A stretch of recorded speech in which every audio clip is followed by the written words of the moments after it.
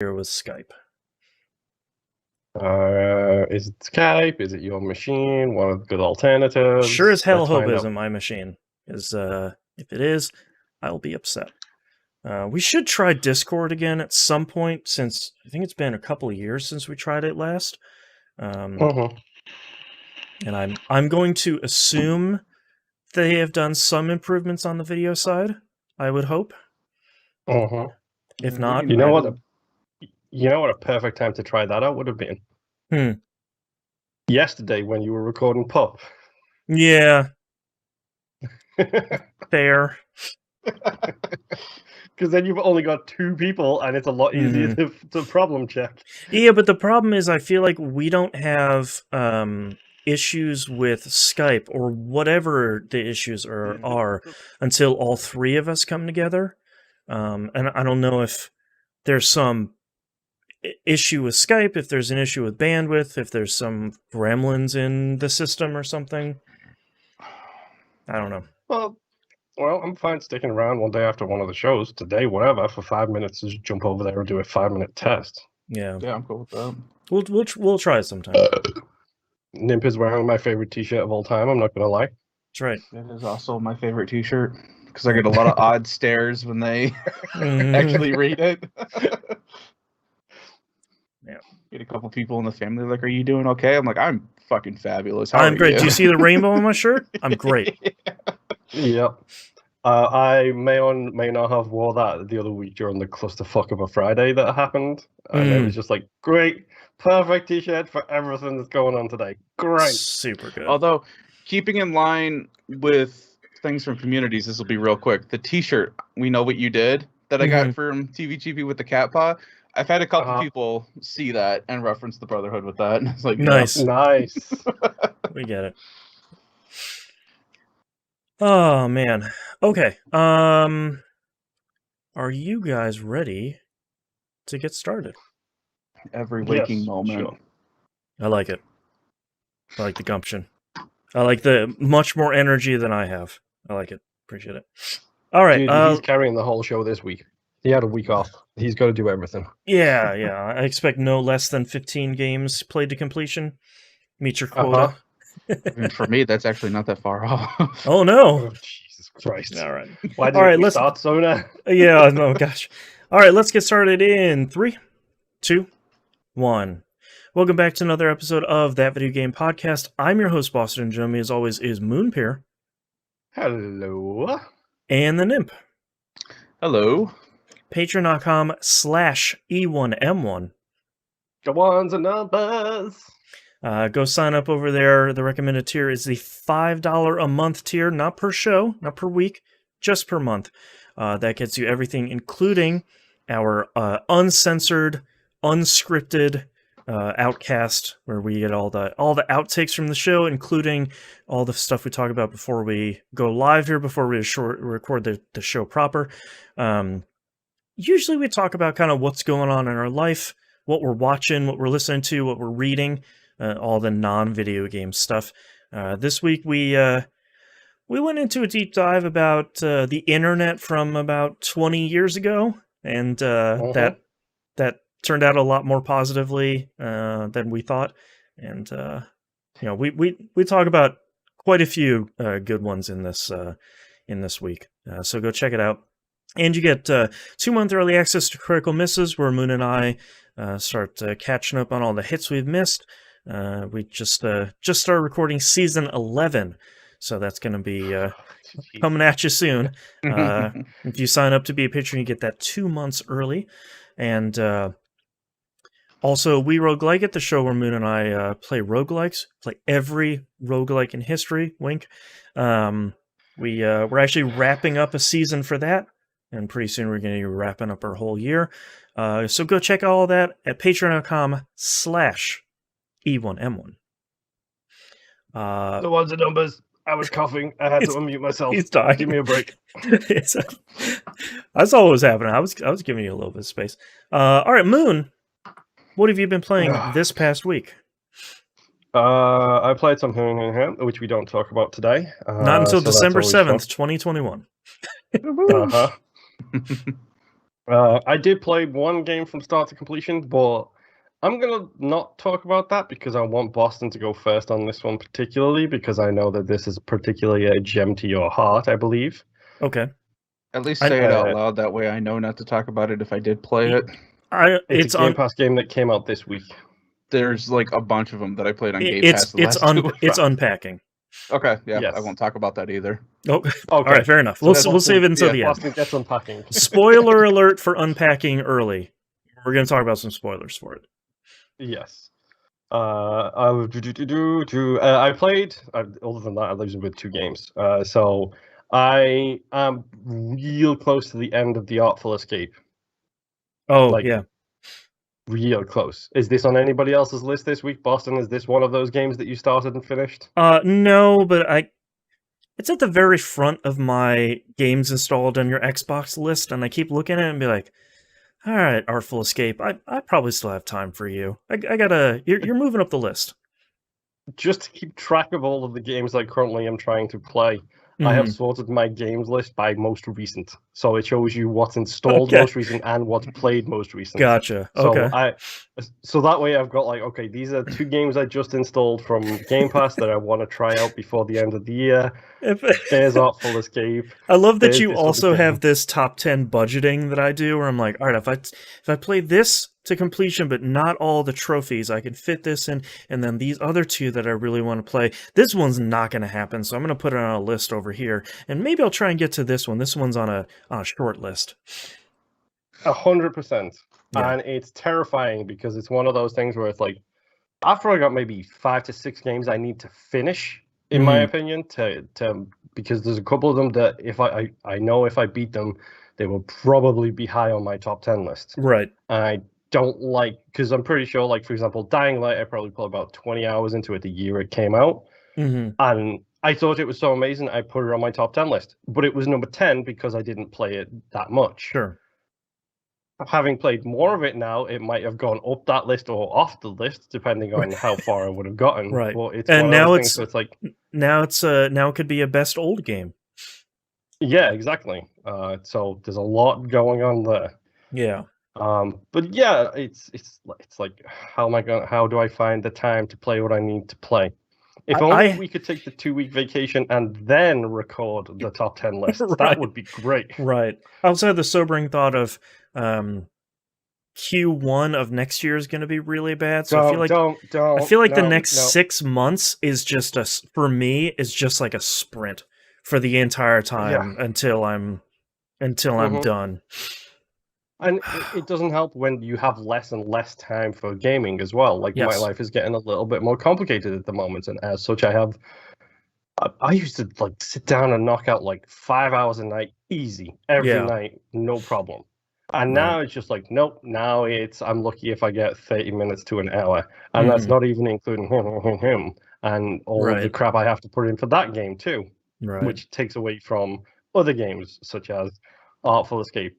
I believe friend of the show Rob referred to as the completion killer, which I think is pretty accurate, especially for me. Like, if you've seen my gamer score, you know that I like a good completion. Like, I do. It's so good. Speaking of which, I do need to tweet all of my completed games at some point soon, because I have that chain going on. But no, I was trying to get it done before the show, but then if I would have got to the last boss, I would have been like 45 minutes late, so I didn't. But I'm pretty sure I'm right at the end of the Artful Escape. And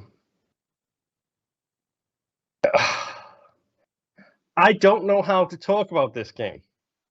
That's one of the problems with games that are very different. Yes. I was trying to explain to both Artful Escape and Unpacking to non-gamers this week, and it was like, it's hard to explain why. Like, well, for me, that's just a waste of time. Well, for me, watching 6 hours of reality TV show of, Naked and Afraid or whatever it's called, that's a waste of time for me. So, like, that's the one you picked. That's because that's the one people at work are constantly banging on about. Like, Naked and Afraid or some other thing. It's like, you Like, don't get me wrong, watch a cooking show. At least you could kind of by osmosis learn cooking things. All Naked and Afraid is drama with a bunch of nude people.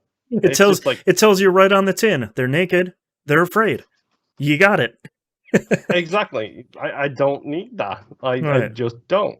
He says as he realizes he's finished like 3 Aliens books in like the past 2 weeks. Hey, reading is never bad. No. Relaxing is never bad also. I'm not here to yuck anyone's yum.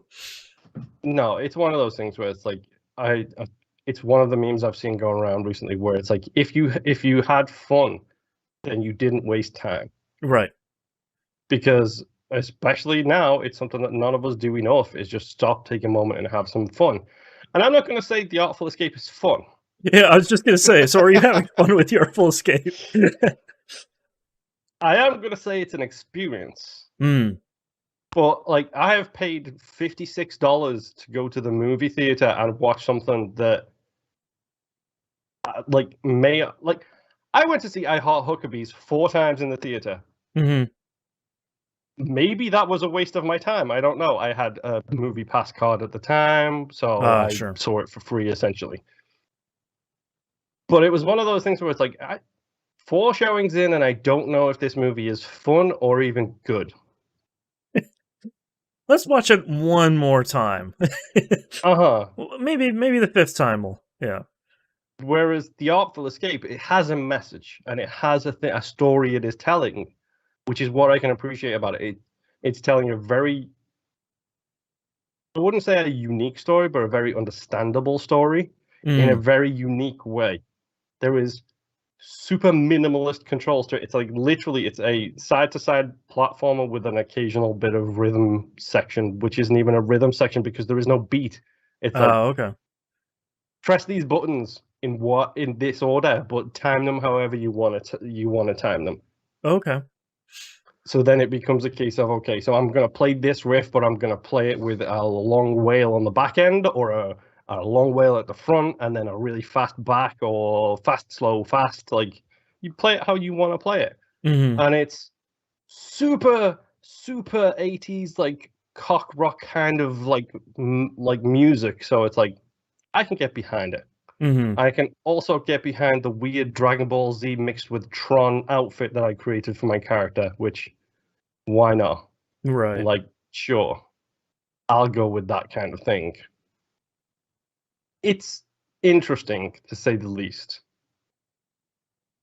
I'm not going to lie. You've taken me down a back alley with this explanation, and I still don't know if that's a good thing or a bad thing. Yeah. Neither do I. I like that it, so much of the music of the 70s that this is really trying to emulate the style of was so much about that experience. And I appreciate that this game at least attempts to capture that.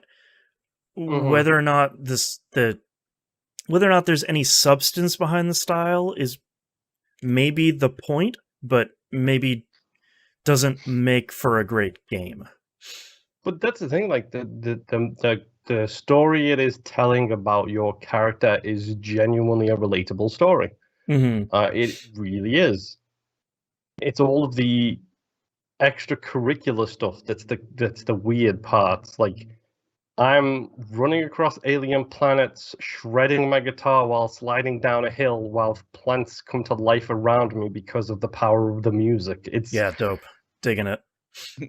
It's yellow on an acid trip, I think is what I called it last week. And I could, like, it's so appropriate. This is one of those games where it's like, you know what, it would be great if I was high as hell right now. This would be an incredible game. Like, imagine playing Rez, stoned out your cake hole. Don't want to. But you couldn't ever fail. Right. Like, that's the best part about this, is it doesn't matter if you make mistakes, it doesn't matter if you mess up, you can't fail. All you do is progress the story that it's telling you as you go. It's interesting. I think I phrased it best last week when I said it's an experience. Yeah.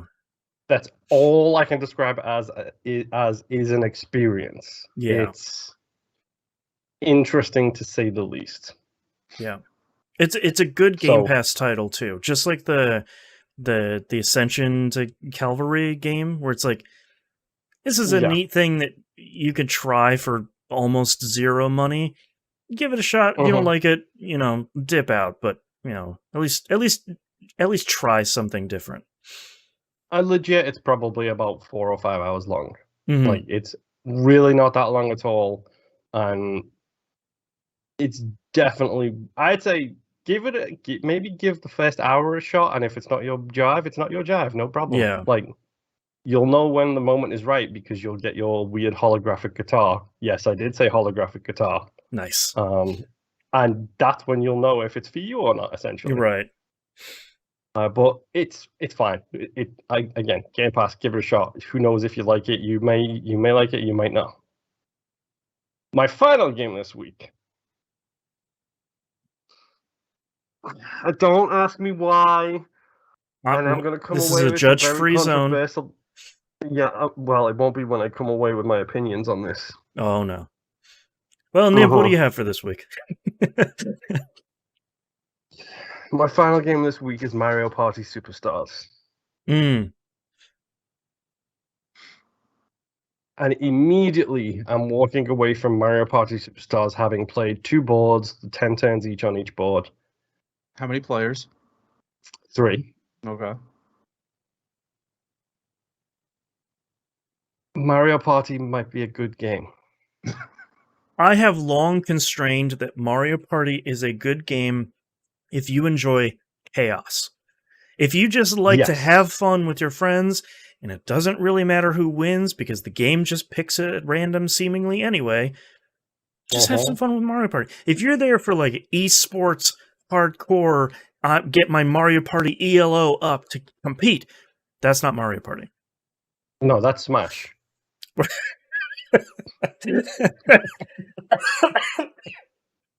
Oh, I'm gonna die. Excuse me. I'm sorry, I think I might have broken Boston for a second. Oh god.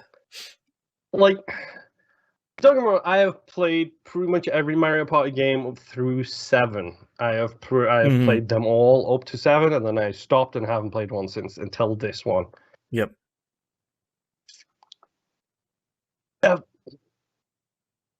Okay.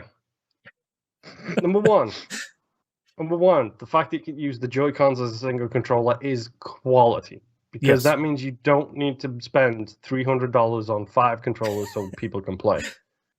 Let's go down to Target and spend a couple hot $100 on pro controllers.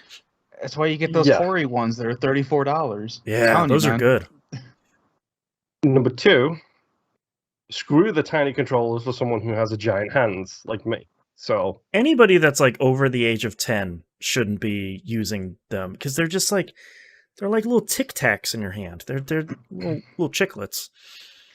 yes, they are dangerously fragile feeling, we'll say. Yeah. The fact that you can hit all the buttons at once by just slightly squeezing your hand is kind of an issue.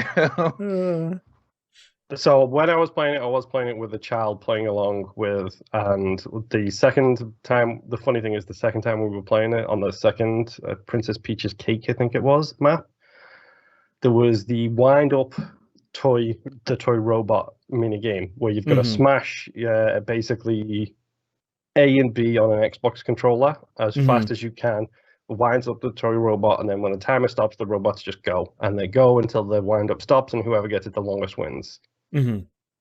Something I have learned now is don't let the child have the controller that has the home button on it.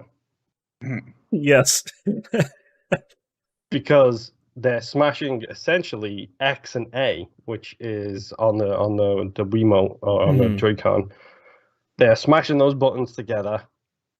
Accidentally hit the home button with the other hand. X closes the application. A confirms the close of the application, Right. and that game is over. Yep. Nice. All right, let's try another map. All right. At that point, I just put it on the minigame roulette, and I was like, "Have fun." Yeah. Or There you you go. have the opposite issue where now your hard drive's full of pictures of Mario Party for some reason. Yes, exactly. Yes, exactly. click. Well, click, honestly, that's fine. I would rather have snapshots than close games accidentally. Yeah. But Mario Party Superstars might be good. It's the greatest hits of Mario Party. How could it be bad? Yeah, and it tells you in the corner which version of the Mario Party that the game is from as well. So it'll be like, Oh, that's fun. It's got like a little N64 and it says this is from Mario Party 2. And it's got like a little like GameCube and it's like this is from Mario Party 5 and a little That's Wii fun. and it's like this is from 7 and it's like crap. Like like and don't get me wrong, they've done a lot of quality of life upgrades to it, like some of it is so good. And I have no experience with playing this online. However, I may or may not be a sadist, and I watched Dan Reichert play Mario Party Superstars with his sister, Mary Kish, and Jeff Grubb. Oh boy. It was fun, because Dan Reichert is a Chaos Agent in human form. He's the dude in the black cloak at the start of Kingdom Hearts playing chess. That's Dan Reichert. Oh boy. I don't know his name. Xehanort. Oh god, nobody whatever. knows his name. Yeah, so It's Kingdom Hearts Dan lore. Reichert Nobody knows. Him in Mario Party is chaos, and that's actually can be kind of fun sometimes. Mm. His sister is even more of a chaos agent when it comes to Mario Party. Oh boy. Like she's better than him, I would say. She won like every single minigame in that run. It was insane seeing how great his sister is at Mario Party. But they were all playing online from their own separate homes, all connecting online with friends, playing absolutely fine. That's cool. And then Jeff Grubb switches off his Switch by accident. Mm. Now, keep in mind, this is Nintendo we're talking about here. And Jeff Grubb has just dropped out of an online match with his friends. Right. I expect two things to happen. Number one, the entire game closes itself because somebody left the lobby. Which 100%. I'm pretty sure was a Mario Party 7 special. Oh, sorry, not a Mario Party 7, a Mario Kart 7 special. Like, if someone left the lobby, it would just kick you all back to left the race. It would kick you all back to the lobby. Or number two, Jeff Grubb ain't getting back into that game no matter what. I feel like both of those are easy picks. Oh, no, he entered the room code and the friend code and everything, the password again. It went through one turn with bots, and then he was back in the game. Wow. Color me surprised. Someone did say in the chat, don't worry, Nintendo will patch this out, which is one of my favorite things I've heard. Too true. But he got back in, and it seemed to run fine. So if you have a Switch at home and you have a bunch of sickos like you and me who may end up liking Mario Party, this might be an option for online play. Right. And now they have stickers. Stickers! What do the stickers do? So you remember how you used to hit the shoulder button on the GameCube, on the GameCube and N64 versions, and they would make the stupid noise? Whoa! Whoa! Yes, again and again and again and again and again. Yep. Now the shoulder buttons are a positive and a negative sticker. Oh, so no. if you press one, it's like yeah, and if you press the other one, it's like ah. Oh, come on. But if you flick the stick when it's not your turn, it's a wall of stickers that you can unlock as you go through. And it has correlating sound effects with all of the stickers. Oh, so God. There's a Bowser sticker that just pops a little image of Bowser right underneath your name, and it's just him going, "Bwah!" And it's ridiculous. So you're waggling the stick and it goes, remix! Yes. And then when you have a child playing and you're all on the same screen, it pulls up that sticker menu right in the corner over everything that's going on in the game, so you can't read nothing. Great. Oh, you thought you were going to roll the dice? Nope. Good luck. You thought you were going to look at the map? Nope. That's not happening either. Yep. Yeah. But I hate the fact that I might like Mario Party again. It's okay to like Mario Party. Don't let the internet lead you astray. They just don't like fun. It's not so much that. It's the fact that I literally played 7 to death. And that was like in 2007 or 8 or something like that. So much that I burned myself out on it for 15 years. Yeah. Well, like every version they've come out with since has been like, it's on the DS. It's like, no, what are you doing? No, I don't. That's not what we're gonna do here. like, great, it's on mobile phones. It's like, again, no, just you're doing the wrong thing. And now with 10, you've got the whole little buddy system where you can have little mini versions of characters following you Yeah. around as well. It's when they're driving in cars together. It's like, no, nope. That was the worst one. Don't even start on that one. That one was Whatever bad. that one was the It was worst miserable. Yeah. But Mario Party might be great now. And Yep. I hate the fact that it's great because I kind of really just want to play Mario Party for a while now. Yep. Screw I top hate 10. it. We're playing I Mario was gonna say, Party. so top 10, let's go. Yeah, top 10 Mario Oh. Party stages. Here we go. The one good thing I have right now going for me is it's not my Switch, it's not my game, and I'm not going to be playing it at my house. So So you're removed by geography. Yeah. exactly. Yeah. So therefore, I'll be fine. I don't have the only time I have to think about it is when I'm visiting the people in question. Right. That's it. That's the Right. only time I have to think about it. And then when I go visit my other friends and have to explain. So I have someone I work with who was talking about potentially buying an Xbox during the pandemic. And it's like, we can play together. It's like, no, we can't. I do not want to. Thank you, though. I will not play games with you. Right. And now apparently I have to go over to their house and help them set up an Xbox. It's nothing personal. I just don't like you. I need a dummy account is what I need. Right. Totally Yeah, Moonpear. This is Wink. not even that, because these people don't know my nickname. So it's like That's true. I need to come up with a dummy account that I can add, and then if you get added to that dummy account, congratulations, you're on my no-fly list. Mhm. The problem is going to be is that you're going to see that your achievements are at 0, and that's going to bother you. And now you're running 2 Microsoft accounts at like 700,000 achievement score. The only part of that would bother me would be, I thought you played a lot of games. Why does it say your gamer score is 0? That's how I get caught in the Oh, lie. Essentially. it's privacy settings. Don't worry about it. Way to go, Well, Scrub. that's true. Yeah. You can That's follow true. you follow me on Xbox at American Paul. Yes. Totally not Moonpear at... Hello, partners. Yes. Exactly. But it's like I don't get me wrong, I like going around visiting my friends, I like spending time at all their houses. I like there's a guy from work who I adore and his family is fantastic. But I don't want to play games with them because then my gaming is my time. It's my time. That There has to be a occasionally- separation. Yeah, it's my time that I occasionally grace Nimp with my presence, or occasionally I will grace Rob with my accent. Like it's one of those things where it's like, no, this is not something I do with people from work. This is not something I do with friends. Like if you guys want to get a Switch, if you guys want to get a PlayStation and play like PlayStation All Stars or whatever the crappy games are over there, I will happily play them with you in your location. You will not know the location of my home. You will not know the location of my personal spaces. Do not They are just perceive for me. Please leave me alone. Yeah. As soon as I am out of sight, I should be out of your mind. Like, you should have no object permanence for me. That is my Right. plan. Yeah, exactly. I punched out. I don't I'm know you. invisible. I'm Yeah. invisible now. I like how we have Yeah. a record number of games to talk about this episode, so this is the most tangential episode we've had in a while. 100%. But Mario Party Superstars might be great. Name. Tell me what you've been playing. There you go.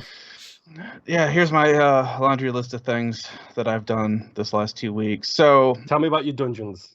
well, hang on. No. You will not dictate what I talk You- about. you right gotta now. work up Thank to you. it. You You gotta- had you- your time. You don't start with a showstopper. No, so the first thing I'll bring up is that before I left for my work business travel thing, Moon and I did play Dying Light for like a couple of hours. Like, probably way later than I probably should have. So yeah, Rob wasn't feeling well, so he checked out. But Moon and I basically just ran around, killed zombies, had fun. Nice. Enough said. The next game that I have on my list that I'm just going to ask, Boston, did you play Moonglow at all?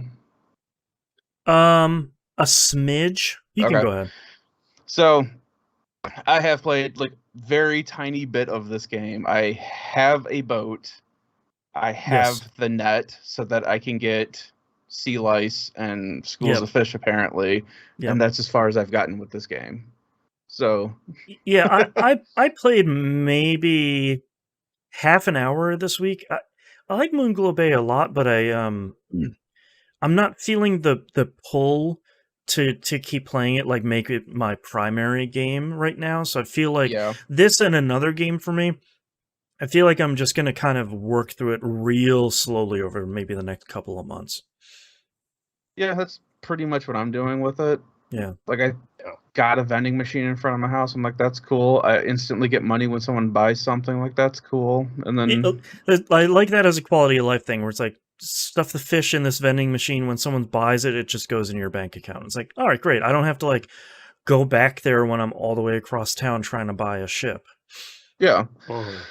So yeah, that's where I'm at with that. That seems like it could be fun. Yep. That game is currently on my recently installed need to play lists. Right. Your recent list?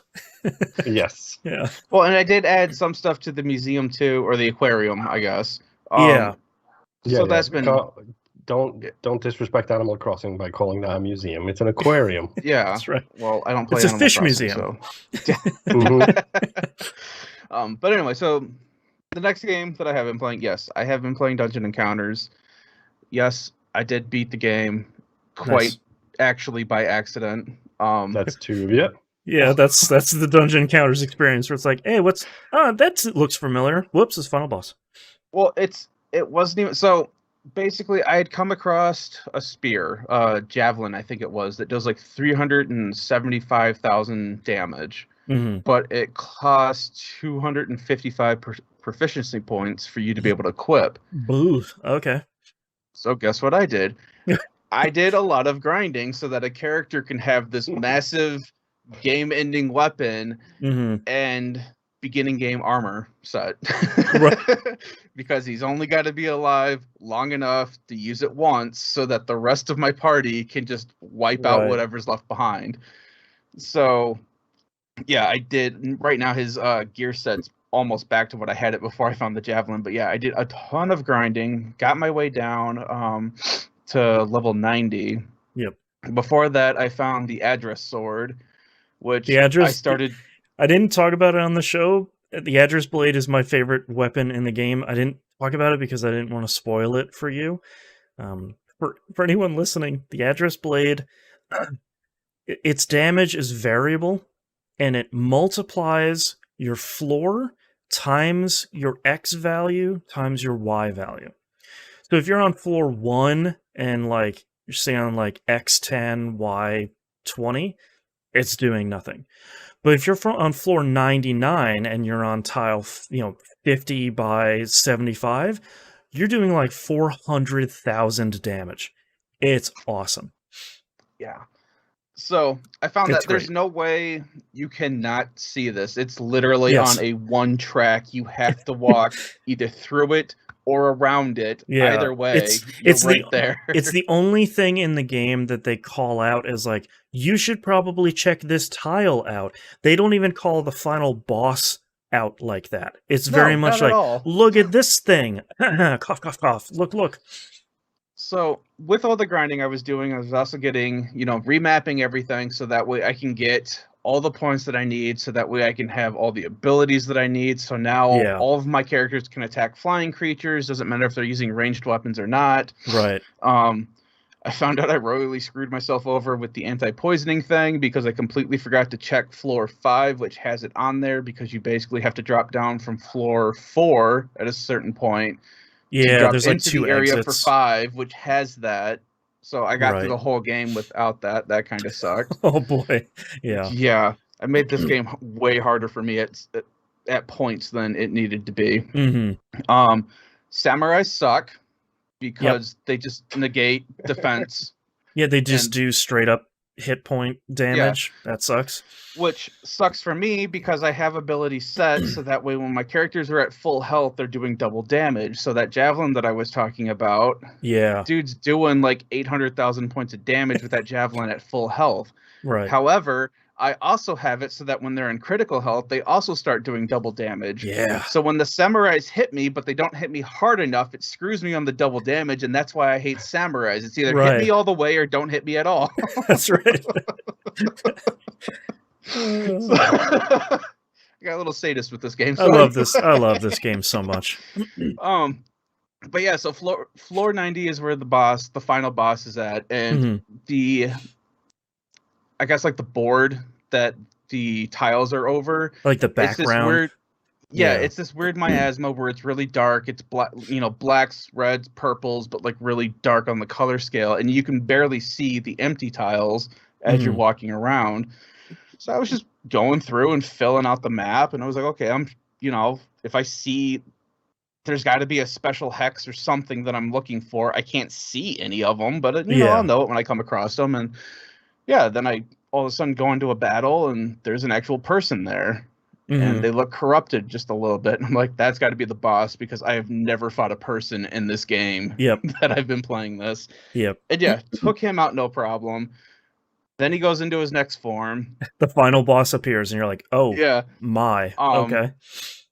That only sucked because somehow, even though he had lower speed than my character, somehow he still managed to get 2 attacks off. Like, all 4 of those things managed to get off 2 attacks before my characters even had their first attack. So that was kind of annoying. But anyway, so took him out like no problem, and then credits roll. And then my son comes in talking to me, and he's like, "Did you die at all fighting him?" I was like, "No, I over prepared for that fight." Yeah, it was actually a fairly easy fight. If you can get to it, you can beat it pretty easily. So I managed to beat the game without a party wipe at all. Nice, congrats. Which annoys my son, who's on like his 12th party wipe right now. It's a lesson in patience. Yeah, but I am planning on going back into it because I've got the other 10 floors or 9 floors to go through. There's also apparently the secret boss on like 99 or whatever that you need to fight. That I haven't even done anything with. So, but I'm just I've got like 3 characters that I still have to pick up. I've got like 2 abilities or something like that, and a couple of riddles and stuff that I need to finish out. And then, all like the miscellaneous leftover stuff. Yeah, just the stuff that I didn't feel like dealing with at the time. I will also say, so before the last podcast when I wasn't here, I was already talking back and forth with Boston because I was on floor 50. Floor 50 sucks because they have tollways on there. Tollways are the tiles that have X's in them, and whenever you walk through them, they charge you money. Like 15,000 gold. Yeah. And for you to unlock the ability to not get charged at tolls, you have to walk through a whole string of those things to get to that ability. And Boston gets a message from me saying, "Hey, I'm like 138K in the hole, like negative right now." And I'm over there like, after grinding for several hours. And Boston's like, "Yeah, there's an ability for that." I'm like, "Yeah, no, I found it." I got it. That's why I'm here in debt. Oh man, it's a really fun game. I really enjoy how simple and yet complex it is. I don't know, it was a really fun game, and I'm looking forward to playing more of it. And like I said, if they ever make a sequel to it, they don't really need to change a whole lot. No, like give me 100 more floors, and I'm like, all right, charge my credit card. Let's go. Let's do it. Especially since your characters. Have you reached the max level for your characters yet? No, I think someone said it's level 250. That's what I was thinking, because I'm already 100 and something. So no, I think my highest level character was level 95, I think. Okay. And I never got much past that, because I did everything I wanted to do. I didn't really want to fight, like, the very final extra super secret boss, because everybody says that it's really, really tough. And I was like, I had my fun with it. I enjoyed my entire time. I got the platinum. I'm tapping out. I kind of want to fight that boss because everyone is saying it is super tough. I think you're at a good point where you probably could. That doesn't surprise me, considering you literally just said this game is bringing out the sadist in me. Yeah. It's made for a very specific sort of JRPG fan, where it's like grinding. Yes, please. You don't really have to grind that much in here if you don't want to. No, you don't. But it definitely really ticked away at this thing of, but if I just grind for 2 more hours, I can have this ultimate weapon that just screws everything. And, Yeah. And it was funny too, because it was I had to make a real decision on that one because, like I was saying in the beginning, when I did give him that javelin, he was a glass cannon at that point where he could take one physical hit and one magical hit, and anything after that would be straight HP hits. Right. And depending on where you're at on the map, that can really bring you down really It fast. could be real bad. Yeah, but it was worth it. Just having that panther with that javelin, just oh my god. Love that panther. So good. Anyway, so after playing that game for way too long, and we'll continue playing it for way too long, I moved on to Voice of Cards, The Isle Dragon Roars. I've been playing this too. I am on chapter 3 right now. I don't know how far you've gotten with it. I think I just started chapter 2. This is very much the same thing for me as Moonglow Bay. It's like, I'm really enjoying this. I think I'm going to take this one real slow. Like, I'm having a great time. I don't feel like not like dungeon encounters where it's like, I have to sit down, I have to play this as much as humanly possible because I need to play this game. Voice of Cards is like, it'll be here. Let's take this one slow. That's exactly how I'm feeling with this game. It is a great cooldown game. Yes. After coming off a dungeon encounter. Yeah. Yep.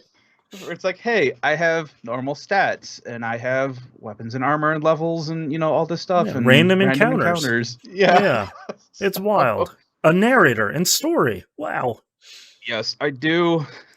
You had brought this up last time about how the narrator just kind of does its own thing and continues on no problem. And there's been, when you unlock, so cards that you meet, people who are cards that you have met, they have a story and then they have a backside story. Mm-hmm. Which, and enemies have this too, where after you beat a certain amount of enemies, you will get the backside, to that card. Like, that you can read. you like flip over their card, you get the other half of the story. Okay. Yeah. I'm not going to lie, I always thought you were talking about the English definition of backside there, which is butt. No. And I was thinking, wait, these people all have stories about their butts? No, it's the butt of the cards. So, like, the first one you get is, it very much has Yoko Taro's fingerprints on it. You get, like, this butcher lady that lives in town. That's and exactly the one I was thinking of. The front of the card is, like, she works really hard, and her husband really abuses her, but, she's really keeping it together, and things are okay. And you get the flip side of her story, which is, we haven't seen her husband for a while, but, boy, meat is on the menu, and the villagers are really enjoying it. And it's just like, there's Yoko Taro. Got it. There he is. A lot of stuff like that in this game. Yeah, the main story itself is very much like 2 adventures in this monster thing you got. We're going on an adventure. Let's go into a dungeon. And the side story cards are very much like the dark heart of humanity. It's like, whoa, okay, hold on. Wait a minute. And I also wanted to talk about, so Yoko Taro does a great bait and switch with this game. Yes. Because with the demo, you play as a certain set of people. And the game opens with you playing as those certain sets of people. Oh, okay, because I didn't play the demo, but the intro starts off with, like, the kingdom's heroic trio. They're all dressed in the white. Ivory Order. Yeah. Yeah, they're all dressed in white. They're very heroic looking. You play as them in the demo. That's fun. All right. And they make it seem like those are the characters you're playing as. And like I said, this game opens up with you playing as them again. And then you get to a point where all of a sudden you're not playing as those characters. Those characters kind of suck. They're like in a bad way. They're real bad guys. Like, you keep running into them, and they're very much like, they're like 80s cartoon villains where it's like, oh, thank you for opening the chest for us. Yoink. Peace, jerks. And it's just like, wait, what? Well, we can't even beat them. We're like level 2, and these guys are like the heroic order. What the crap? Well, yeah, and that was the other great thing too, is when you meet up with them at some point, they accuse you of stealing something from them, and then you have to fight them, and there's no way you're winning that fight at all. They smack you down like one hit. It's just like, 2 of your party members are dead. It's like, oh no. Yeah. So that's pretty awesome. I also like the fact that I can't remember, Melina, maybe? The magician that's clad in black. I can't remember her name. I don't remember her name off the top of my head. It's something like that. I just like how melancholy she is. Yeah. She's like, I just want to kill a dragon, man. Yeah. I'm just here for this, and Yep. you're doing the same thing, so I will follow you. I don't need a reward, which is why your character decides to bring her onto the party, because he doesn't want to split the reward of killing the dragon. Yeah, your greedy character is like, ooh, she doesn't want a reward. Into the party, let's go. Traveling buddies, Yep. let's do it. So yeah, really fun game. Yep. The next game that I will only touch on briefly because I only did a very little bit. My physical copy of Doki Doki Literature Club Plus came in. I popped that into my PS5. The intro to that game is still extremely haunting. Yep. I also see what they're going to do now within like the first couple of moments of starting that game, how they're going to get around it being a PC game originally. Once you see it, you're just like, there it is. All right, they came up with an incredibly clever way to get around the ending of that game. Yes, and the business cards for these games. Have you read into that at all? Or no, looked I into haven't. it at all? There is a whole side thing with those physical business cards that came with the games. Oh wow, really? Not everyone got the no. same one. Oh. And they may or may not do different things. All right, now I gotta go Google it. Okay, cool. I wish I had. I'll grab my copy here in the break, and I'll see which one I got. So, very interesting. But yeah, I started it. I haven't gotten to the crazy fun stuff yet, but all I know was that I was sitting in my hotel room. Evil Dead was playing. This was the night before Halloween. Everything was going great. The intro starts, and I just kind of stared at the screen, debating with myself if I really wanted to play this game again or not. Yeah. Uh-huh. Yeah. The body was ready, the mind not so much. That's right.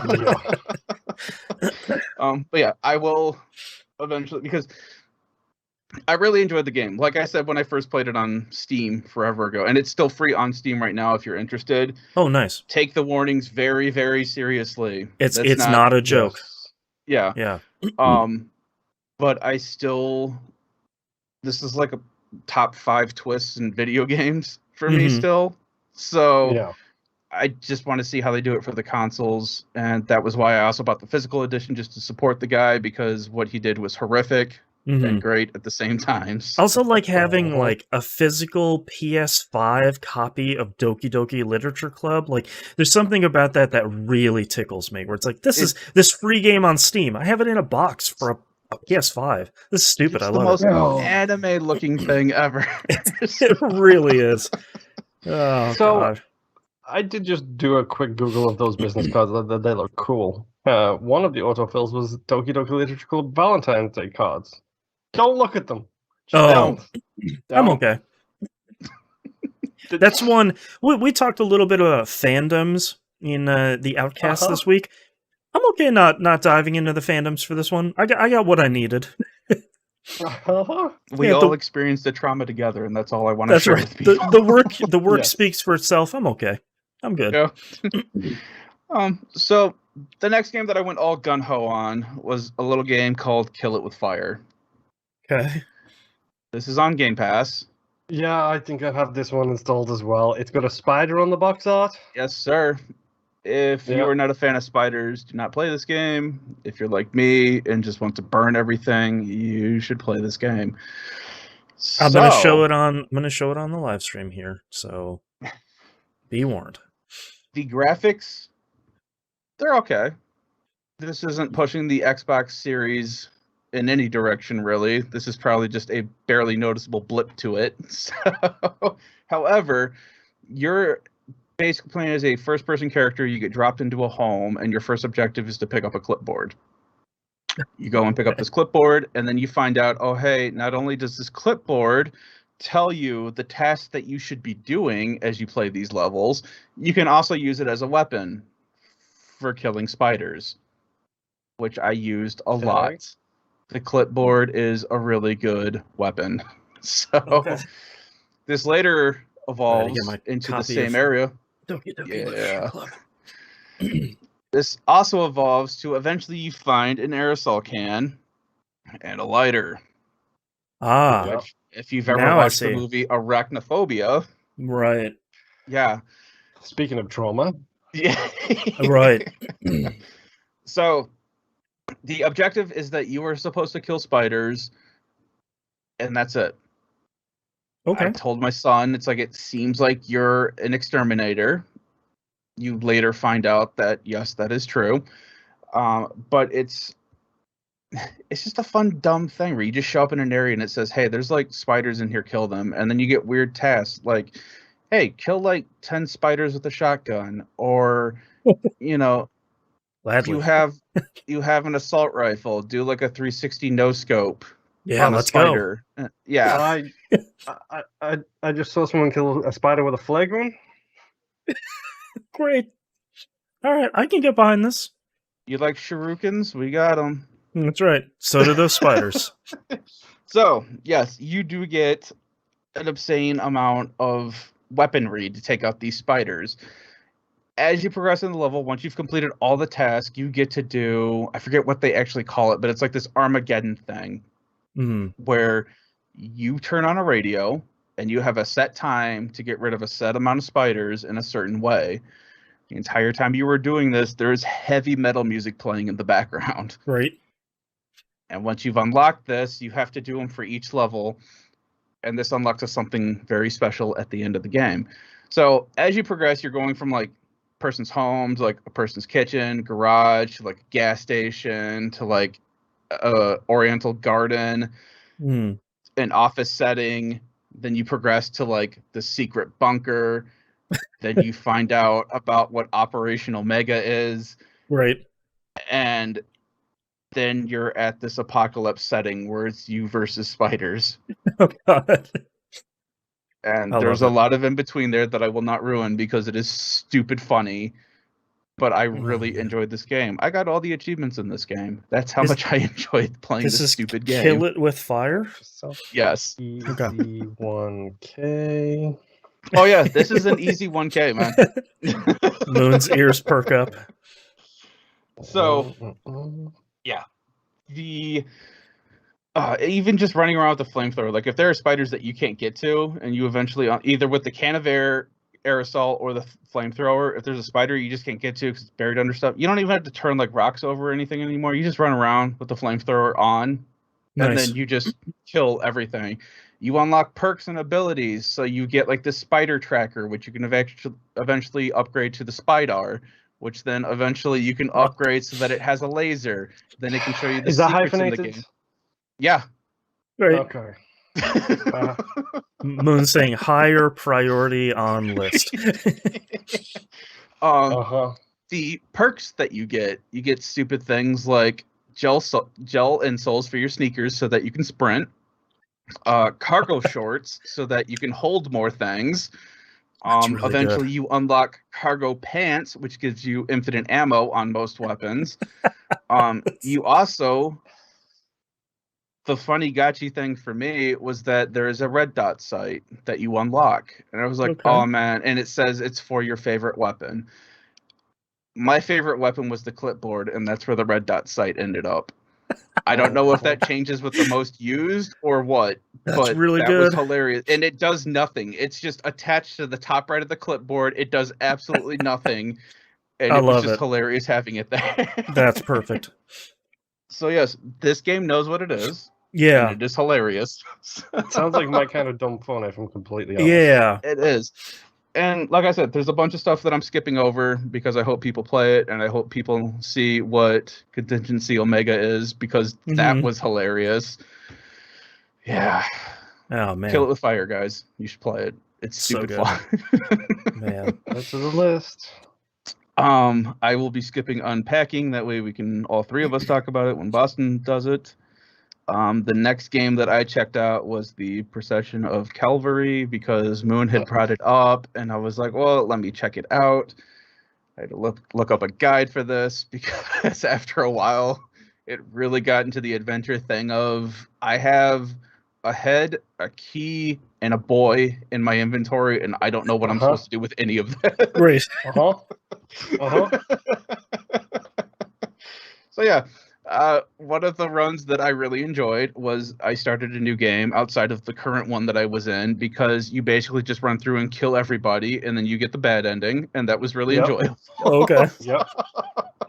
Yep. Especially with the me and or you and what army, and the me and my army, and the camera pans out to a literal army behind them. So yes, really fun game. I also tweeted a picture of the crucifixions. Remember? Yep. Yeah, I love that.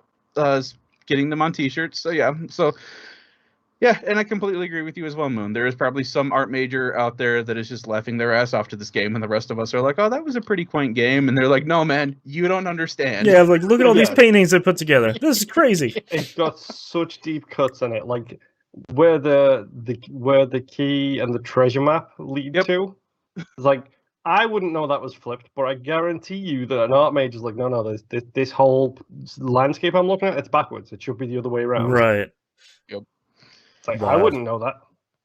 So, and I enjoyed reading the credits for it as well. The guy and the interactions with God in the game, who was obviously the designer. He breaks the fourth wall with two cats, and it's just like, well, are you really going to make a joke about like transitions here? I was like, yes, I'm going to make the joke, and then I'm just going to fade out because it's cheaper that way, because I couldn't. And he makes a joke about a programming language like from 10 years ago. 10, 15 years ago. And they're like, so you stopped the game for that? He was like, yes, it was funny at the time, and that's all I had. Right. Yeah, that was a really fun game. I enjoyed it. For me, I definitely needed a guide, though, because there was a lot of things where it's like, well, how did you get that out of this? Yeah. But whatever. Next game, Mortal Shell. Oh yeah. Yes, it did have the Series X enhancement this year. It did. Ooh. I did not want to get back into Dark Souls because I'm not even halfway through it right now, and I just don't want to. So let's play a Souls-like. Yeah, you gotta scratch the itch somehow. Yeah, because I didn't want to put another 40 hours into a game right now, because I'm in Orlando right now, which I think is still like 20, 30 hours until you beat the game. Oh boy. I'm like, okay, so picked up Mortal Shell because it's still $30. Right. Just like with most Souls games, I don't know what's going on. I don't know what I'm doing half the time. I am getting used to hardening. Found out that you have to hold down the left trigger for hardening. It's not just tap it and it happens. No, because as soon as you let it go, you stop hardening, and then you open yourself up to all these attacks. That took a bit to figure out. I have the repose ability now, so I can deflect and attack, which now regenerates health. That's about it with that game so far. Oh, I also picked up the hollow spear or whatever for the hollow sword, so now it shoots out like the spike at the end of it for like extra damage. I'm getting places with it. Yeah. I do have all the shells though, because I looked up a guide on where the 4 were, actually the other 3 were, just so that I could go through and check them out.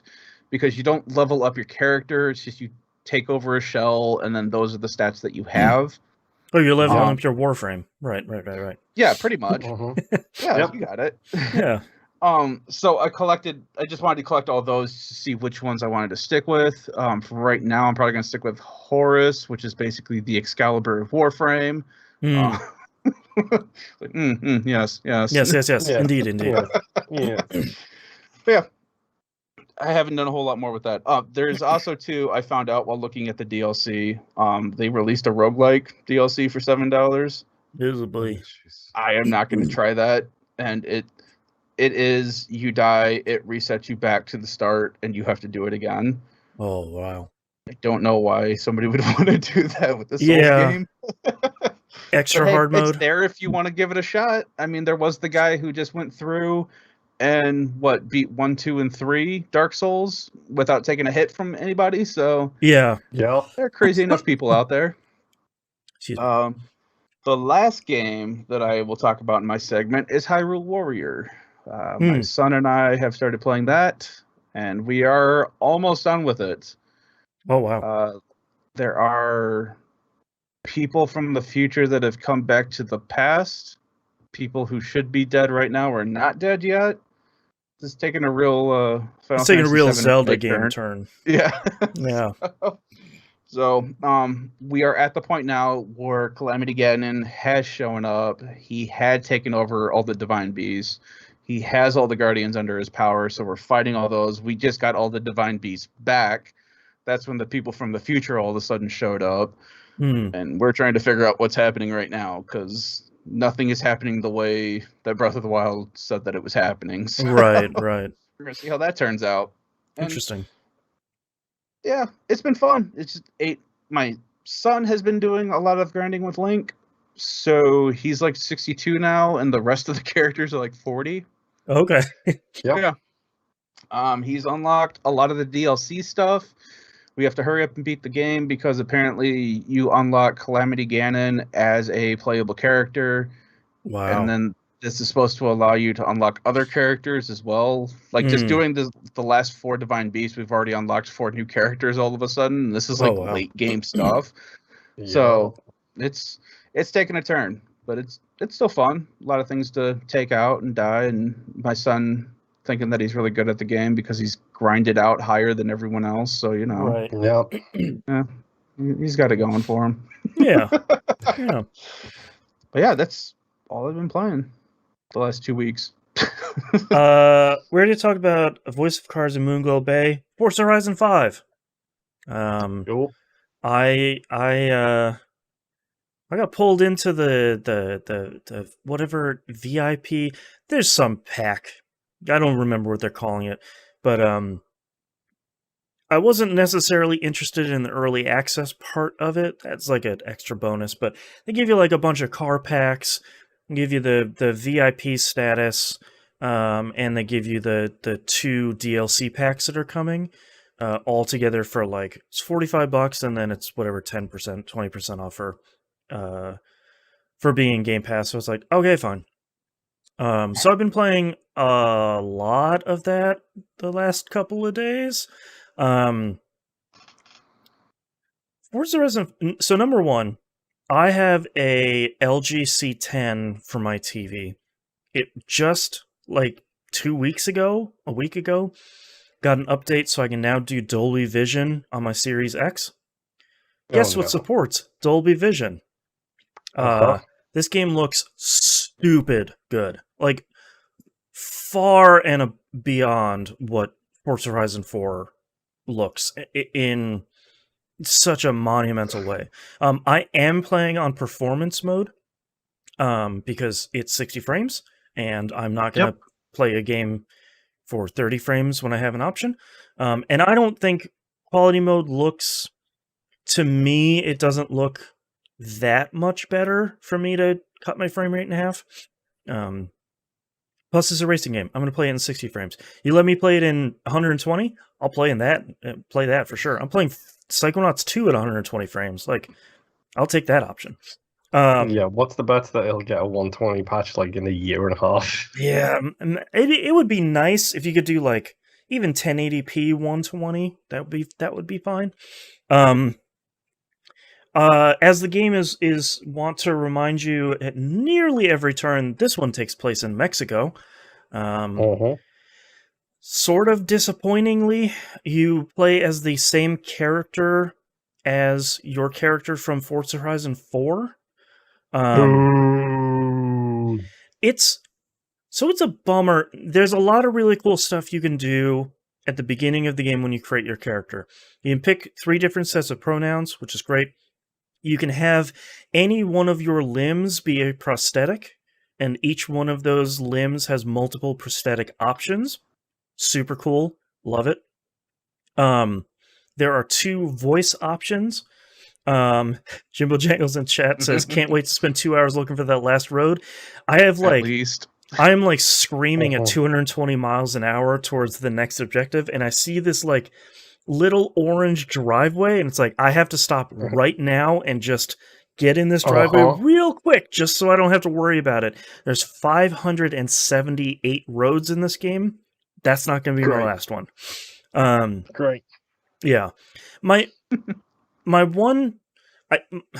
My problem with the story of this game is the same problem I have with stories of any racing games, which is shut up.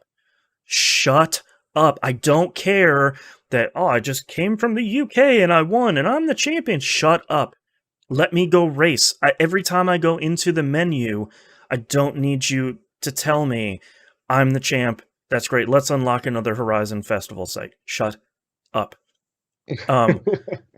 Thankfully, a lot of that stuff is really front-loaded. There's a really awkward set of lines at the beginning where this guy is switching between English and Spanish, singing your praises, and at the end goes, all right, enjoy the race. Here's some Foo Fighters. And the Foo Fighters start playing. It's like, oh, boy, okay. You're no DJ Atomica. I know that for sure. Yeah. They change a fairly significant amount of the systems around the game in a way that I'm actually really enjoying. So I'm going to miss a system in here, and I apologize. But there's a new... You have your experience, which levels you up like normal. Doesn't really seem to do a lot other than get you a wheel spin every time you level up. I don't really see much else. Oh yeah, Jimbo Jangle is also saying they're adding on-screen sign language too. In a future patch, they're going to have a person that stands there and is doing the sign language interpretation while the game is going, which is incredible. Yes, I think that's the first cool. time a game is doing that, I think. Very cool. So that system largely seems the same. Since you're already a champion, there isn't like the wristband system that you've had in previous Forza Horizon games where it's like, oh, now you're level 50. You got the green wristband, which means you can open up that festival site over there. Let's go do it. The way that they gate that stuff is actually really interesting. They have hundreds of these mini challenges in the game that reward stars. And Okay.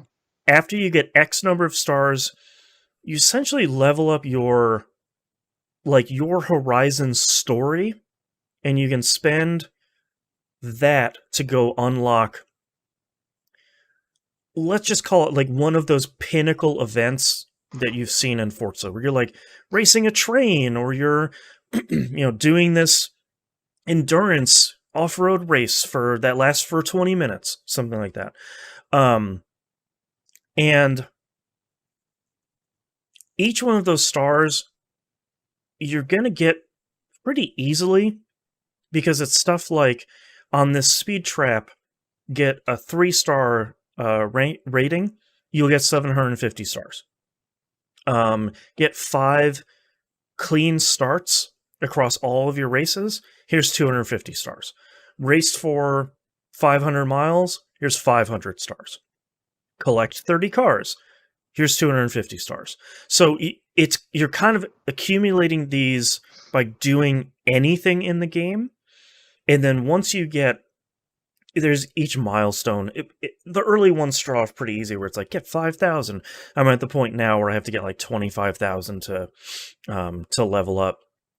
Each one of the times you level up, you can go essentially redeem it on one of these punch cards that applies to each of the festival sites.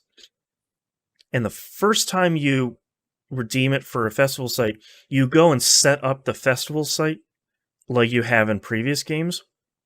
But they do something different this time that I'm actually finding I really enjoy, which is you go to a place that the festival site is going to be at, or it's like adjacent to where you're going to be, and you go do essentially like a small roaming event. I'm not going to spoil the first one you do, because I actually really liked it. But like the second one that I did, you had to go to this ancient temple and take a couple photographs of places, like find your way up to the top of this building that is sort of a little bit of a puzzle how to get up there. find this one thing for this dude, find out how to get to this other place. There's usually 5 optional objectives. Completing those will not only get you stars, they'll get you cosmetic stuff like an outfit. They'll probably get you another car, stuff like that. And I like that stuff a lot because Forza Horizon games in the past have been, we're going to open up another festival site. Let's race there. So here, you and 30 other people, we're just going to go to this new place. And that's fine, but I kind of like doing all of this additional stuff around it. Yeah. So it's kind of nice because it is another Forza Horizon game. It has barn finds. It has all of those roads. It has leaderboards for literally everything, which I still think is really great. Yeah. It still has a club. The TVGP club is open. It's just called TVGP. It's public. Come join it. It still has speed traps and the drift challenges and stuff like that. They do a really smart thing, though, that when you start, you have very few icons on your map, and you get more icons related to a category when you open up that festival site. So you open up the PR festival site, you get more danger signs, you get more of those side stories, which thankfully are back from Forza Horizon 4. There's a really great Luchador one that I just finished that is crazy in all of the best ways. You open up the one for street races, then all the street races show up on the map. You have like 2 or 3 to start off with, just to sort of, if you haven't played a Forza Horizon game before, it's like, this is an off-road race, this is a street race, this is a danger sign. They introduce you to that pretty quickly and pretty nicely. But all of this stuff that works well for Forza Horizon is all there, with literally 0 load times, which is still crazy. No. Shipping a car to you takes around 3 seconds. Like, oh wow, that's the only time I see a loading screen, is when you send a new car to yourself. And all the rest of the stuff is there like normal, and all of it is great. The radio stuff is still the same. It's still the same radio channels. And it just... Boston, how is the selection of anime women paint jobs on vehicles? Yes. Okay. I need to know.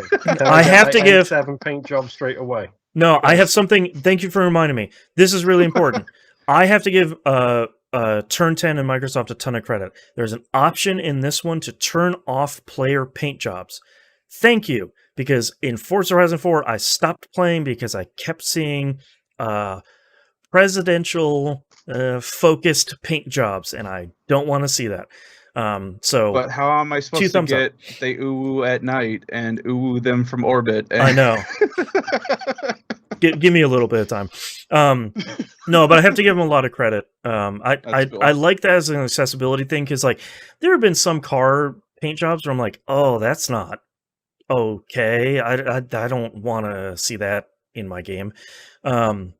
So there's a ton of accessibility stuff. It's all really great. You can even bold important words in the subtitles, so you could just glance at them, get like the gist of it, and keep on racing without having to like read the entire subtitle thing. So you get the location in the race, not the whole backstory of... Yeah, exactly. Like there's a lot of really smart stuff in here. The positive and the negative of it is it's a sequel to Forza Horizon 4. Like, it's still this incredible arcade sim racing game that has this great open world. It's in Mexico and Baja California this time, so it looks shockingly like where I live. So, that's kind of neat. It's great. I mean, I feel like I don't need to sell you on Forza Horizon at this point, especially because it's on Game Pass. It comes out on Tuesday. Yeah. Go play it. I can't recommend it enough. It's one of those games where if you like Forza Horizon, you know what you're going to get in for. Yeah. And if you don't like Forza Horizon, you know what you're going to get in for. Yeah, and especially if you have a 4K HDR TV. If your TV can do Dolby Vision, please be like me and go make sure that it's turned on in your dashboard, because it wasn't, because my TV did support it. And it looks great. It runs. I have never had a single frame rate drop in anything I'm doing, including we're doing a race through a sandstorm now. The Series X was very quietly plugging away and sweating over there. So Forza Horizon 5 is great. I'm going to keep playing a lot of it. It is really good. I finally have all the festival sites opened up now. I'm still opening up houses. I found the castle, and I drove up, and they're like, "We'll talk to the seller. We'll get it for you for real cheap. It's $5 million." I was like, "Son of a." Okay, never mind. I'll be back. Don't worry. I only got like 1.7 There's always right an now. achievement for buying a castle as well. Always. Yeah. This game actually is really good about doling out little achievements pretty frequently. So there's a couple big ones here and there, but every once in a while you'll kind of do a race and be like, "Hey, good job. You did this thing. Here's 10 points." Yeah, the Jimbo Jangles in chat is right. The horn selection is awesome. He says classic Windows sounds, old Xbox sounds, rocking the E1 M1 theme on a Halo Warthog is pretty great. Yes. If you want to have some PTSD, they have the Teams starting a call sound there as a horn, which just seems mean after the last 2 years. I'm not gonna lie, like my horn is always the boom boom boom Windows sign login noise, because it's just so stupid. Yeah, Forza Horizon 5 is great. I have played a bunch of it. My kid did not want to play it because it's not Forza Horizon 4, and I was not able to convince her that this one is newer and thus better. She was not interested in that. She was very upset when I told her I deleted Forza Horizon 4, but she doesn't really understand the hard drive constraints that we're working with here. So, you know, I don't know. Forza Horizon 5 is great. 2 thumbs up. Go play it. I started and finished almost all of The Forgotten City this week. That is actually something I'm going to be working on this week. Yeah. It's maybe 5 hours. It is not a lengthy experience. Forgotten City does... I want to call this out before I forget it. Forgotten City does something that I would like to see more time loop games do. When you reset the loop and you come out of the portal, there's a dude standing right there, and he goes, Salve, how are you? What's going on? How's it going, little buddy? Welcome. And you can just say, "Shut up, I'm busy." And he goes, "Okay, cool, see you later, friend, bye." Or, more importantly, you can tell him, "I have these laundry lists of things to do. X, Y, and Z. Go help this person. Go do this thing. Here's some money. Go do this thing." And you have like up to 4 or 5 things to go have him just be a gopher and do to set your like machinations in motion while you're off doing other things to set stuff in motion. It's very, very, very smart, and I wanted to call it out before I forgot it because that's really great. Yeah, because it's like, oh, this person needs stuff. Okay, this is where the stuff is. This is where the person is. Go get them.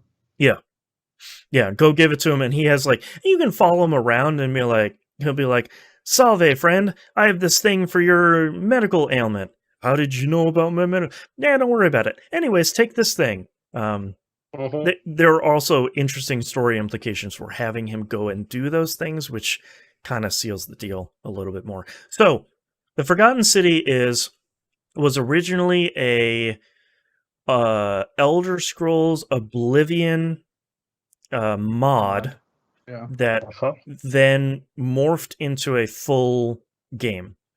It very much shares that DNA, including the first conversation you have. It zooms in on a character. They're full in the center of the frame going, "Hello there, good morning." And it's like, oh boy, okay, cool. It functions very much like that. Not a negative, to be very clear. It's just, oh right, you started as an Elder Scrolls thing. It all the way is that thing. So I'm not going to spoil anything about Forgotten City here. If you liked Return of the Obra Dinn or Outer Wilds, you should play this game. If you like this game and you haven't played the other two, you should go play those two. They all kind of share that same DNA of we're doing like a time-related mystery looping thing where you're kind of you could essentially be replaying the same stuff over and over again depending on how you do. Forgotten City does a really smart thing of if you're not really interacting with people, there's kind of a clockwork thing going on in the background no matter what. Like all these people are living their lives in this day you're repeating. But if you're kind of not messing with the game too much, you don't really have a timer. The only way the game forces you to restart the day over is if the golden rule is broken. Yep. And essentially the objective turns into run with an exclamation mark and it just says, yo, you got to book it back to the portal before you die and let's restart this day over again. And it turns into this really cool investigative mystery tale of how did you get here? What is the golden rule? Who is going to break it? How do you stop them? And how do you escape from this loop? Yep. I got 3 of the 4 endings. I got 1, 2, and 4. I didn't get ending 3 because it doesn't seem to work. Endings 2 and 4 are very obvious. Those are the ones I think most people are going to get as their first 2. Ending 1 was very obvious in hindsight once I started poking at the clockwork a little bit and thinking about the objective. I don't know how you're supposed to get ending 3. I watched a lot of walkthroughs. I read a lot of stuff about, you just do X, Y, and Z, and here you go. And it doesn't really work. So maybe Nimp, you'll have a better luck on that one. I said maybe I'll send you some DMs over the week, being like, "Hey, did you do this and try that?" And part of what I like so much about this is, it's the opposite of what I liked about Obra Dinn. When Obra Dinn, it's like X number of people disappeared. You need to find out why and identify all of these people. Good luck. And that's it. Part of what I like about Forgotten City so much is it has a very clear objectives menu of here are your primary objectives. These are the things you need to solve kind of overall. And here are all the little mysteries that you're tracking and what you've done and what you should probably do next. It's not always like, go talk to this person, give them this thing, that solves the mystery. It's sort of like, oh, well, so this person was talking about that other person, they suspect them of doing X, Y, and Z. So it's like, okay, I'm done with this run. I've sort of made some dialogue mistakes. I'm going to reset this entire thing, and I'm going to start back over. I'll go talk to this person first, have these dialogue options. I'll see if those change their attitude or the outcome. So it's really clear in the game of these are the things I'm working towards, and these are the objectives I'm chasing. And once you get your feet wet with the game a little bit, it's pretty easy to figure out, like, oh, okay, if I do this, then that guy does that, so I can talk to this person to save that person who does this other thing. And like you get the red strings in your brain connecting the people, and it feels really great once you start putting that stuff together where it's like, okay, this person disappeared over here, but this person was probably responsible. Okay, cool. So if I do X, Y, and Z, okay, cool. I stumbled accidentally into an ending. I don't know how much more I want to talk about it because I don't want to spoil it, especially with being so short and it It's being on very Game. difficult to not spoil this game. Like that's why I said Yeah, so little about it. It was like it's hard to explain. It's cool. Maybe try it. yeah, and like the city you're in is just big enough, and there's just enough characters to keep it interesting without you kind of forgetting people and losing stuff. It's just long enough that you kind of feel good about solving the mysteries, but it never really overstays its welcome. All the endings I got were really good, even kind of the bad ending that I got. Forgotten City is really cool. It's really good. It's just the right amount of time, and I really recommend it. And I really don't want to talk more about it because I think you should just go play it. It's on Game Pass, I think on Xbox and on PC. And I think I just looked it up on PS4. I think it's on sale for $20 right now over on PS4, which is a pretty great price for something that's this intricately designed and only by 3 people. Which Yep. is it. The game actually starts off with this thing where it's like, there's just 3 of us working on this game. We'd appreciate it if you just kind of kept that in mind. And it's like, oh, okay, cool. You guys actually made a very well polished thing, so you probably didn't need to give that warning. But yeah, Forgotten City is really cool. 2 thumbs up. Give it a shot. I like it.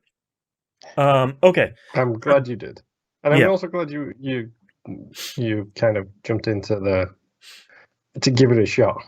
Yeah, I'm glad I did because I liked it a lot, and it's in this like sub genre of like time looping cool mystery things that I'd like to see more of, and it was good.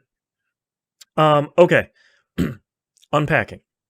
I want to give a disclaimer here at the beginning. We are probably going to talk about spoiler stuff for this game. It is at most 3 hours long. It is on Game Pass. If you are listening to this show, you should go play it. That is just a blanket recommendation that you should go play it and experience it. It is very short. It is very good. Yes, it's about unpacking stuff, but it's about more than that, which is why I want to give this kind of part of the joy of unpacking is discovering all of its stuff.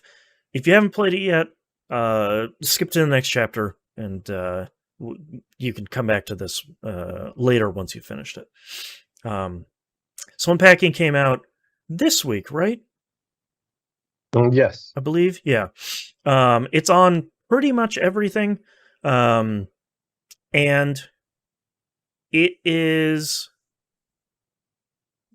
probably one of the more surprisingly interesting and effective stories that I have seen in a game that kind of came out of left field. And also doesn't actually really tell that much of a story. Like it has no It doesn't use traditional words. story. Yeah. Yeah. Mhm. It's a well-told story in a completely unique way. Yeah, because every time you finish a level, it's like, I didn't know there was coffee that wasn't instant. Wink. And it's just like, okay, cool. But like, you start off at the beginning of the game where you're clearly a young kid, and you have like all your young kid stuff and all your stuffed animals and stuff like that. And you know, the whole cool part about unpacking is reading between the lines, where the very first level is you clearly setting up your first room by yourself. You know, it's like you're old enough to be in your own room and kind of have your own stuff all in one place. You know, go and set it up. And you follow this woman throughout her entire life. And I feel like the first couple levels are very much like, here's your dorm room. Here's your first really crappy apartment. But man, that 4th level, the significant other's apartment, is the part for me that really made me love Everything this was game. monochromatic, and Yeah, like you're this. coming in with all your brightly colored stuff. Well, and it's so great because it's very much a bachelor pad. It's very much a place where a dude lives, and he has made zero room for any of your stuff. So you're like that wedging. was going to be the thing I said, where like you literally there's just not enough space to put Yeah. everything you have. And you're like Yeah. wedging stuff in between like records and a record player, and you don't have a space for your laptop, so like your laptop and your like Wacom tablet are on the kitchen table, which is of course too small. And the part for me that was like the most heartbreaking and then like really sort of funny affirming parts after that was the last piece that never fits anywhere is your diploma. Degree. Yeah, and like your college degree that's framed and it's beautiful, and everywhere you've had it before, you're like hanging it on the wall because of course, like you graduated from college, like good job for you. I'm glad I looked at what other people did. Seems like almost everybody put it under the bed because it's the only place you have, and I was like, man, this sucks. This dude sucks. You can't even make a little bit of space. What the hell? Well, and like real life, if you have items that you don't know what to do with, you can put them under the bed, and 9 times out of 10, the game will accept it, even if it shouldn't be under the bed. Yeah, I was always putting my yoga mats under the bed where it's like, where am I going to find space for this? And I was like, that's probably says something about my priorities in life, but that's okay. And then, like, I love that the next level is your character moving out of that person's apartment like a couple of months later. Yeah, and like back to its parents' house. And it's literally back into your childhood room. Yeah. Which, the messed up thing with that, so apparently she keeps a picture of him and her. And I didn't realize that because I couldn't. The only reason I noticed it was because when I finished, it was the only item that was highlighted. That was red marked. Yes. And then I realized, and the only reason why I realized it was a picture of them is because the thumbtack is through the guy's face. Yep. Yep. And so I'm like, okay, where am I going to put this? And I'm like, okay, here's a trash bin over here. Throw it in there. No, it still doesn't take it. Okay, do I put it in the toilet? No, that doesn't work. Right. And then I had to put it into like this like little cabinet thing and just shut the door. And the game's like, hey, you did it. And I'm like, but what was wrong with the trash can or the toilet? Yeah, it's really good. And like, there's all these little things that I like the stuffed bear that you have gets darker and grosser over time and has more patches on its chest. Like one of my favorite things was the little rooster stuffed animal you have that has more chicks every level you have. Yeah. And it's one of those things that's like, it's a little hard to explain, and I really hope if you're still listening to this and you haven't played it, you just go play it. Because yes, it's a game about organizing things that are coming out of cardboard boxes and finding a place for them in each one of these homes. And I found myself really frustrated early on with like, if you put something in the wrong place that has a red outline, it's like, why? Why are you telling me where to put stuff? And it eventually makes sense. But like, there's all this little between the lines stuff of, like this person's clearly found a partner. They're upgrading their home. They finally, the last level is them purchasing a home together and kind of getting a life together. Just so you know, there is an option in the menu where you can turn off the limits on where things can be, so you can put stuff anywhere. Oh, okay. And it's under the options menu, so you can literally be a real human and just trash everything on the floor. Right, and it'll be like, good job. Yeah. I will say there was a couple of times where it didn't like that I had put. I think one of them was like salt, like a container of salt on like the highest shelf. Yeah. And it kept yelling at me. It's like, no, it doesn't go here. I'm like, the hell it doesn't. That's where it is in my kitchen because it's seasoning and I put it on the tallest shelf because I can reach it. Right. The cookie jar went up top, which apparently unlocked an achievement for me, which I didn't know that was a thing. Yeah. That was a whole weird thing. Yeah. Unpacking is really great. I'm sure you've probably seen on Twitter about all of the Foley noises, that there's 14,000 sound effects for different things hitting different surfaces. It's It is a really great game that has a lot of heart. That it's the opposite of Doki Doki Literature Club, where it's like it's Brings you more to a than it. happy place. Yeah, like it's more than it seems on the surface in like a really positive way, where you're like, cool, like I get this cool, like genuinely wholesome, pretty charming story out of this game of just like unpacking crap and putting it away, which I wanted to play it because I love organizing things. Please don't look at the background of the room that I am in currently. That I will not speak of that, but I like doing This it is in the video games. pre-organizing stage. That's right. Yeah, This it is gets the worse before it preparation. gets better. Yeah, that's what I keep telling myself. So this was also made by like I think it was one person essentially made this. Yeah. And it came out of a discussion about games with no fail states and no deaths essentially. So there is no real way to fail. Their Twitter handle is absolutely amazing. If you want to follow them on Twitter, I can't remember what it is at the moment, but they are so like deliciously happy right now that it's just all the good feelings. But they also introduced me to things like there is a replay mode which replays how you unpacked stuff. I didn't even know that until I was totally done with the game. And it shows all that kind of stuff. And they tweeted a thing, and they were like, "Look, I wasn't even sure if putting the replay in was worth my time until." And somebody made a soccer game with the cuddly toys in the very first room where they move the pieces That's around great. so they're all playing soccer. That's really and then great. hit replay mode, so everything gets unpacked, and then there's a cuddly toy soccer match in the middle of the floor. And it was just that's like, really cool. Come on, that's some quality content right there. Yeah, that's what you want as a game dev, where it's like, all right, people found a cool way to have fun with this. Unpacking is a really cool special thing that I think everybody should play, at least to just kind of play something different. Like you're saying, like there's no failsafes, there's no violence, nobody dies, like nobody really loses. You're just unpacking your stuff in the house. Sometimes you have more, sometimes you have less. The house they move into the end is in the end is very big. That was a lot of stuff to put away. It was a real pain when there was the candles, the scented candles that go together as a set, and you had to move them like 4 rooms over it once individually. Yeah, it sucked. There were some of things where I'm looking at it and I'm like, I genuinely don't know where this is. I don't know what this is. I don't know where this goes. And it wasn't the GameCube like everybody on Twitter. I was going to say, and with you, it definitely wasn't the GameCube. Oh man, it's one of those People like didn't know about the GameCube. It's like one of those. A lot of people are like, what is this box and where? What's this blue box? Where does?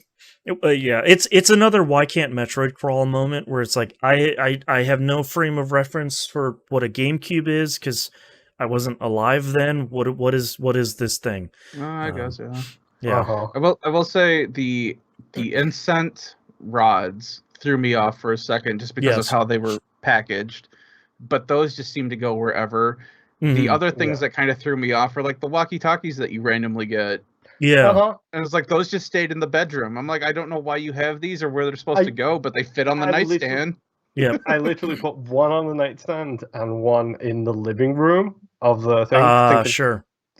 Thinking, okay, so you want to talk to somebody who's in bed, but you don't want to yell throughout the house. Walkie-talkies are right there. It's like, no, that's not in the right room. The one person has a cane, so there might be some communication. That was the other thing when that cane just like showed up. So with canes and umbrellas, there's a hamper-looking thing, right? Yes, the wicker I thought that was a hamper for thing. the longest time. Yeah. I thought that was for clothes. That went in the bathroom. It was okay.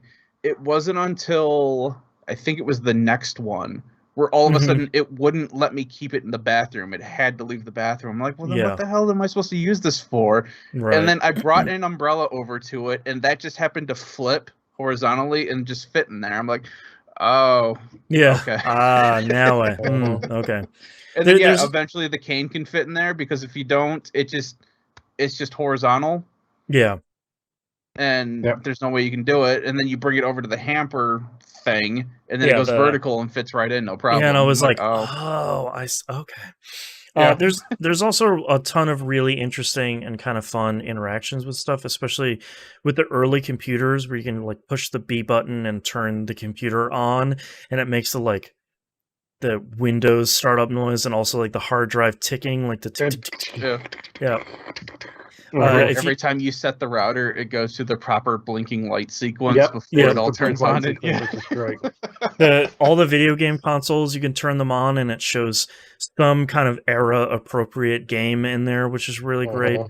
Mhm. Although I really like somebody else had brought this up too, but the cases, considering how Yes. minimalistic they are, you can You still can tell. pretty much tell what game that is. This Blu-ray is definitely Jaws.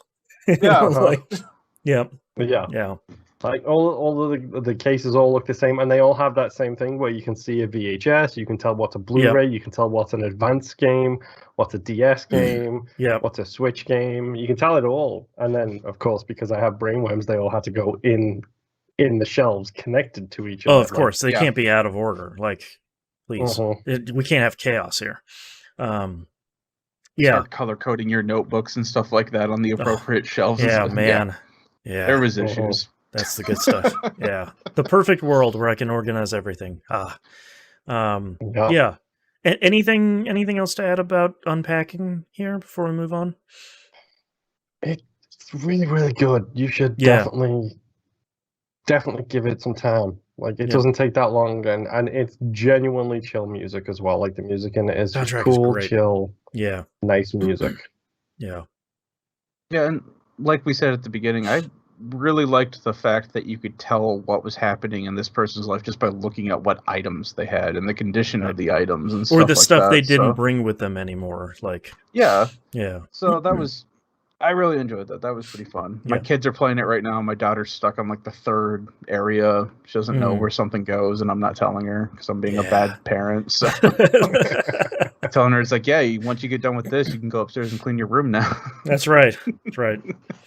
All right, my last game here, The Binding of Isaac: Repentance. I saved I saved this for last because that way you guys can just scooch to the next segment here in the chapter markers. Isaac Repentance is out on consoles now finally. They did, I think, a really cool thing that seemingly everybody is angry about because I don't think they know how to read or they don't know how backwards compatibility works. 2 versions of the game for every platform. Sorry, 2 versions of the game for PlayStation and Xbox platforms. If you own the current ones for Xbox One or PS4, Repentance is $20. It's DLC. Go buy that. Backwards compatibility works. Hooray! If you don't own it and you have a Series X or S and a PS5, the entire Binding of Isaac collection is $60, and it'll be a native version on both the Series consoles and the PS5, which is, considering how much stuff is in like those 7 DLC packs and the Binding of Isaac by itself, $60 is actually a pretty good price if you own none of the Binding of Isaac. So I'm hearing that there's a little bit of friction with people that own physical copies, especially for the Switch. I don't know much about that. You'll need to do either a little bit of poking around or some research yourself. I wouldn't use the publisher's Nicholas as a guide because they aren't always the most truthful. Yes. So I'm very happy with the Repentance we got. Seems really solid. I've done a handful of runs so far.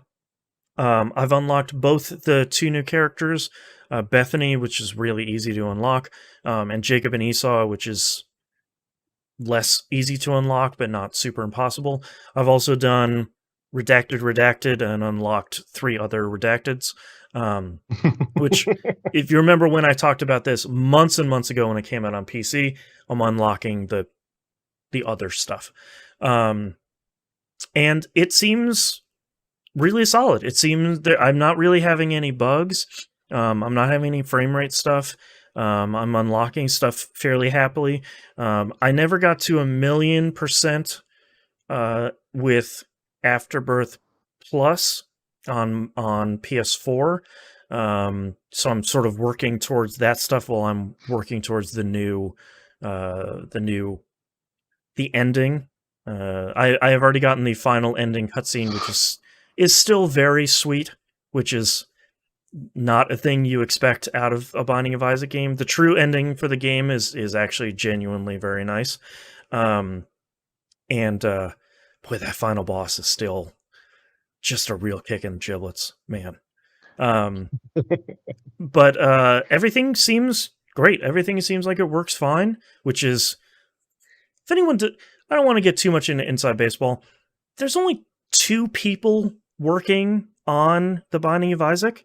That does not include Ed McMillan, who's the designer of the game. There is 1 developer that works for Nicholas, and there is 1 developer that works for Ed to sort of bring Binding of Isaac into the future. So if you wanted to know why there's always this question of like, ooh, how's it going to launch? Like, what's the bugs going to be like? When is this next patch going to come? The answer is usually months to years.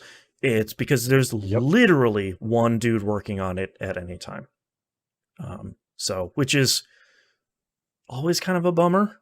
But that's sort of the reality of either working for Nicholas, which sounds like an unwaking nightmare, or the reality of working for Edmund, which is he is a self-confessed, rather controlling designer. Also, he's very much a perfectionist. Like, yes. Even that when he puts stuff out, he still slams his own stuff because it's not perfect. Yeah. So I'm very happy with how Repentance is. There's still a couple of outstanding bugs that exist on the PC version, mostly surrounding unlocks for daily run stuff, which isn't really the end of the world. But I'm hoping that when that stuff gets fixed on PC, that it makes its way on the console versions. But yeah, Binding of Isaac is still great. This update adds it rebalances literally every item in the entire game, and rebalances hard mode and every boss.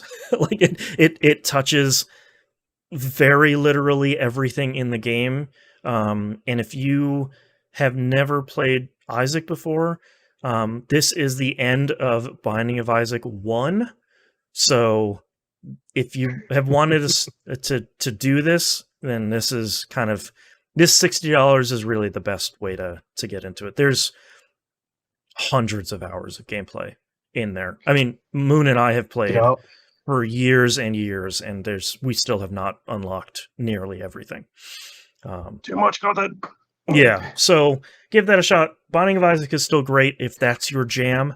It still is a roguelike that's on the more difficult end of the spectrum.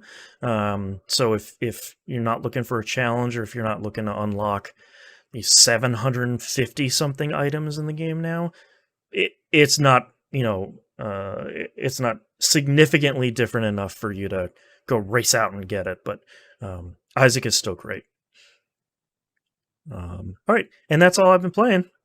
Let's take a break after 2 hours. Yup. So, 2021 Game of the Year, Binding of Isaac. Oh no, for me, I don't. Again. I don't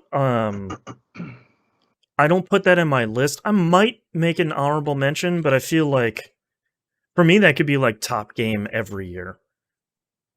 All right, so let's look. Yeah. I have my my Doki Doki Literature Club PS5 version here. There is a floppy disk that on the other side has a soundtrack download code that I will not show you. Stickers, of course. Yep. Come Come on, Moon, where's yours? My Literature Club member card. Mine It asks doesn't me exist. name, favorite color, favorite genre, favorite word, and the date. And then the poem. Yeah, I have some standees. Yep. Standees there. With all 4 main characters. Yeah, I do have a poem here. I won't read it out to you because it's very long. But over here. There you go. It's on some nice paper. And the business card I got, Metaverse Enterprise Solutions, Ive Lavister, Senior Engineer. Metaverse, See, you're in I good have company. Lib Musi Engineer. At metaverse-enterprise.com. Yep. So apparently the UBDs are supposed to be codes that you can put into the actual website on these business cards that are supposed to do something. Oh, the UDB. And people interesting. are still messing with it to try to figure out what all the site does. Because if you click around, I clicked around on this when I was in my hotel room. Mm-hmm. You get a lot of 404s if you click around on the website. Sure. So everyone's just kind of messing around with it, trying to check it out, trying to break it, see what it does. But this is a very good looking fake company website. Well, and that was the thing, because I had seen the business card before I even knew it was supposed to come with it. So I was like, okay, this is weird. And I'm looking at it, I'm like, that doesn't make sense at all. And I check out the site, and it looks, at very face value, it looks like a legit site for something. Mm-hmm. Like there's customer reviews on there. Yeah, and I originally thought they was going to come with a business card of like Team Salvato, the company that made Doki Doki, but that's not the case. It's interesting. Yeah. Oh.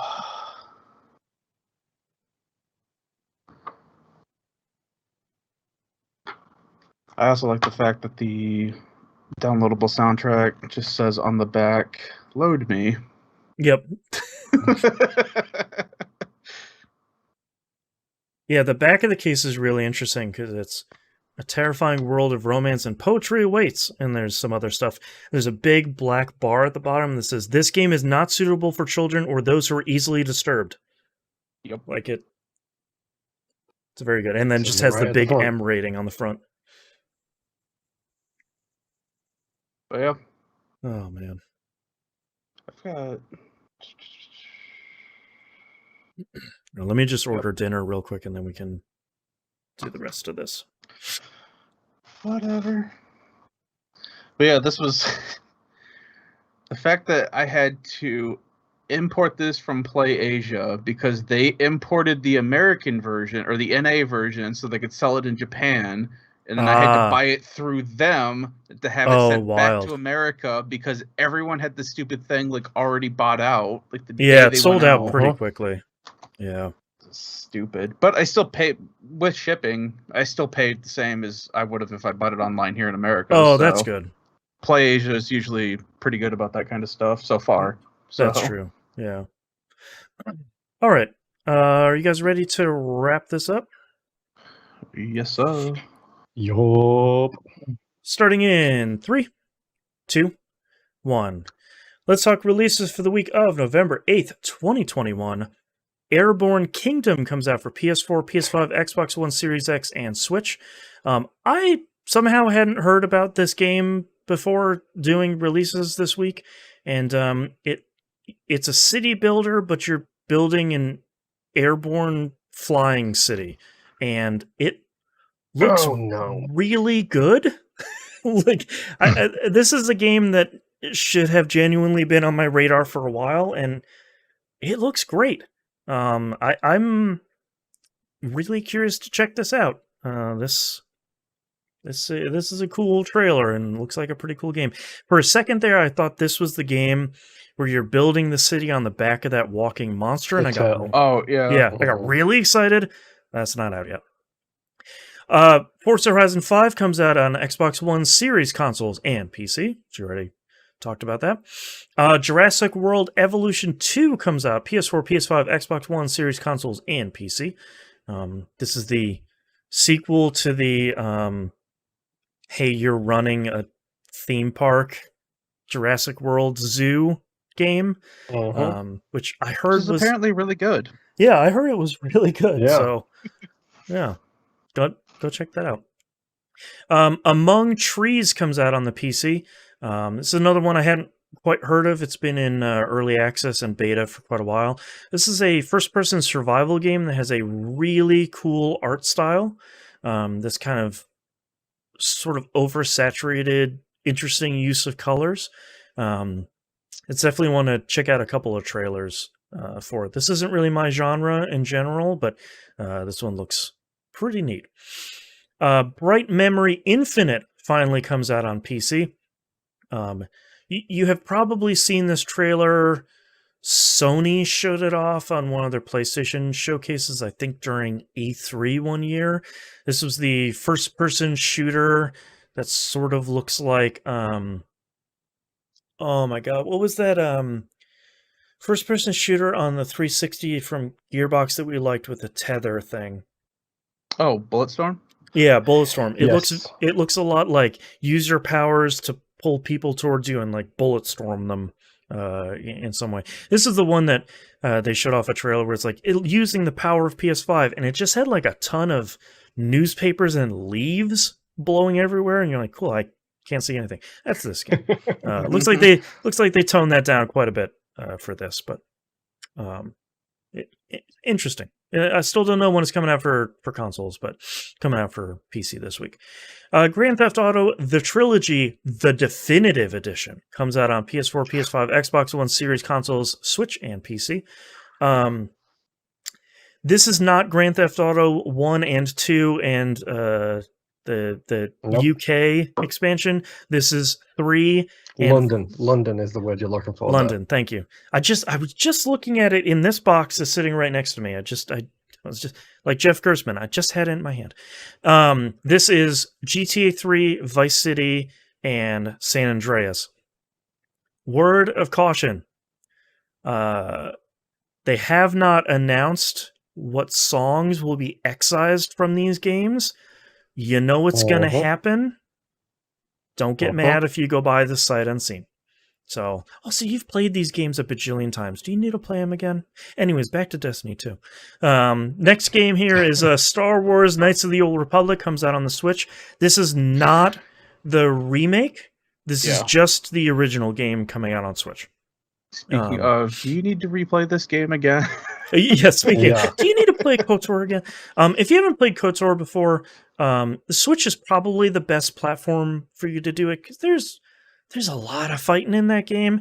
I've heard the mobile versions are really good too, but there's always the control concerns over there. But KOTOR is a cool game. If you wanted to see, like Musim said on Pup yesterday, if you want to see where all the seeds got planted for Mass Effect, this game right here. It is still on Steam as well, because I have the first one and the second one on there. Oh, okay. So, I think there are like $20 on there as well. I'm not sure. I haven't checked in forever. You mod the hell out of those too, probably. Yeah, exactly. Yeah. 4K ray tracing. Let's go. For the Xbox too. Yeah. Speaking of another game you probably don't need to play, The Elder Scrolls V Skyrim Special Edition comes out. PS4, PS5, Xbox One, Series consoles, and PC. Now with fishing. Yeah. Now with fishing. Yeah, if you haven't seen what this one contains, it actually contains a lot. It contains Skyrim, all 3 pieces of DLC, the new fishing thing that's for the moment exclusive to this version until someone mods it in on PC, and every piece of Creator Club content that has come out. So all of like the player mods, which is like apparently like 100 something packs. All of that stuff is in this version too. So if you are somehow have never played Skyrim, it's still a great game. They haven't really done any, flashy graphics stuff for this version. It's just, hey, it's the 2021 pack. It's all of it in a zip file. Here you go. And it's, it's that sort of thing. So I don't know. Skyrim's great. You probably played it already. You probably don't need to play it again. If you do, we're not going to shame you here, but Sure. Next up, Shin Megami Tensei 5 comes out on the Switch, which I am very happy about. I am not very happy about Amazon sending me a whoopsie-doodle email saying like, oh, it might show up late. I'm sorry, we don't have a release date. Okay, bye. It's like, thank you. We talk about this on Picking Up the Pixels RPG Love for November 2021. If you want to go listen to that in a little bit more detail, but the question always comes up, which is a very fair question. I will not have people, crapping all over the IGN review of this game. They answer the question everyone asks, which is, I love Persona. Should I play Shin Megami Tensei? And the answer is no. Maybe. If the things you love in Persona are the social links and the calendar and going to school, all of that Then stuff no. has been stripped out of Shin Megami Tensei and replaced with depression. If you like being sad and you like fusing personas and you want to play a hard JRPG, because these games are hard, yes, go play SMT5. It will likely be good. If you like beating your head up against a boss, this is the game for you. All of these games start with the world getting destroyed, so like it sets the tone very early.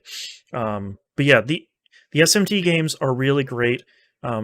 If you don't like a lot of JRPGs, but you like Persona, I cannot recommend the SMT games. It will be a frustrating and probably bad experience. You should just wait for Persona 6.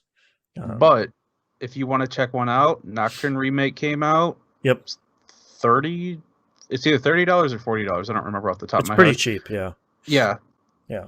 Go play that. If you can make it through that, you can make it through anything. If you can make it through SMT3, you can beat literally any video game that's ever been released. That game is brutal. Man. But yeah, I'm very excited for SMT5. Really bummed it's coming out so late in the year. Oh, my backlog. Yeah. But last but certainly not least, for people with brainworms like me, the Final Fantasy V Pixel Remaster comes out PC, iOS, and Android. I was going to say, like, no matter how disappointed you are by anything else that might happen this week, your life is complete at last. It finally is. The Pixel Remaster is here. I am genuinely surprised at how much of this game they have redrawn. In the other games, it's been a lot of like, and we redid all the sprites and everything's good. And for Final Fantasy V, they're like, we redrew every single bit of it, and we have improved a lot of it. So there's some cool looking stuff in there, and I'm very excited to play Final Fantasy V and then try to control my excitement on the show next week. I apologize in advance. Please keep in mind the chapter markers. I'm so sorry. I've heard very good things about the new Meteor art. Yeah. I feel like this is how in the weeds Final Fantasy fans are. Like, dude, did you see how the meteor looks now? And everybody's like, I'm sorry, what? And I'm over here like, yeah, it looks sick. This meteor looks great. So the meteor does. You guys talking about that? I'm like, man, that does look pretty good. Meteor looks really great. Come back to me when Knights of the Round gets redone.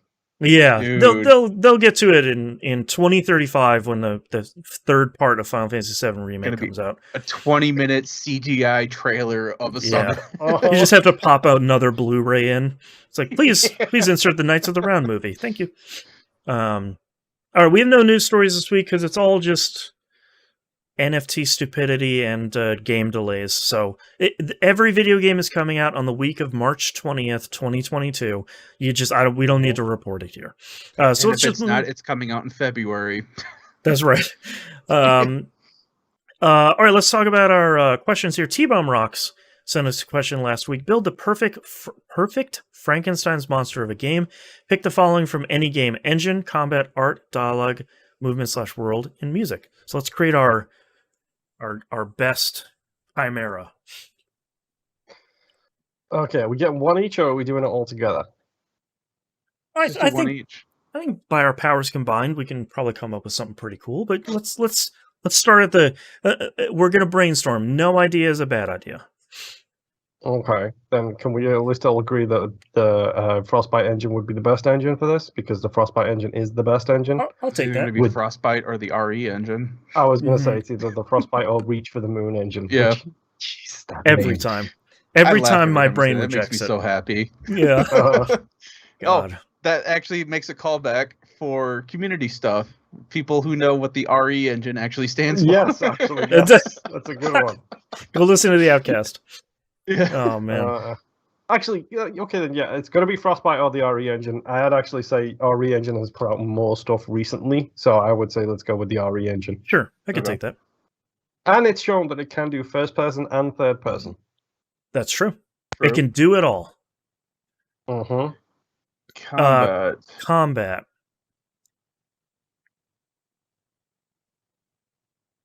I want to say like actual combat, but I know you guys are the JRPG nerds in the family here, so I'm trying not to say AT bar with. Yeah. No. I say we go with something we can all appreciate, and we do Disgaea SRPG style. Oh, I was With gonna the say I can get stacking behind options. that tactical. Yeah. I was gonna say Mhm. third-person shooter because that nobody's mad at a third-person shooter. But then none of us would be mad about Disgaea style strategy true. stacking. As long as someone in Or- Disgaea says "rip that door, Jack." Mhm. I mean, they made a Gears of War Tactics game. It's true. You can slip Yeah. a couple. This can be Ugh. our Smash Brothers of tactical RPG. That's right. Get them all in there. I say for art style, get Bungie on it. Okay. Because as much as there are certain aspects of Bungie I don't like, they are second to none with number one skyboxes, but they also do some incredible art when it's not just on a gun. Mm-hmm. That's true. It's true. I'll go with that. Dialogue. Well, hang on. First off, text or VO? We'll do both. Is Nolan North busy? Um, Is Blue Lance Elf Reddick 2020. busy? That's the most important question. What's Lance Reddick Yes. doing?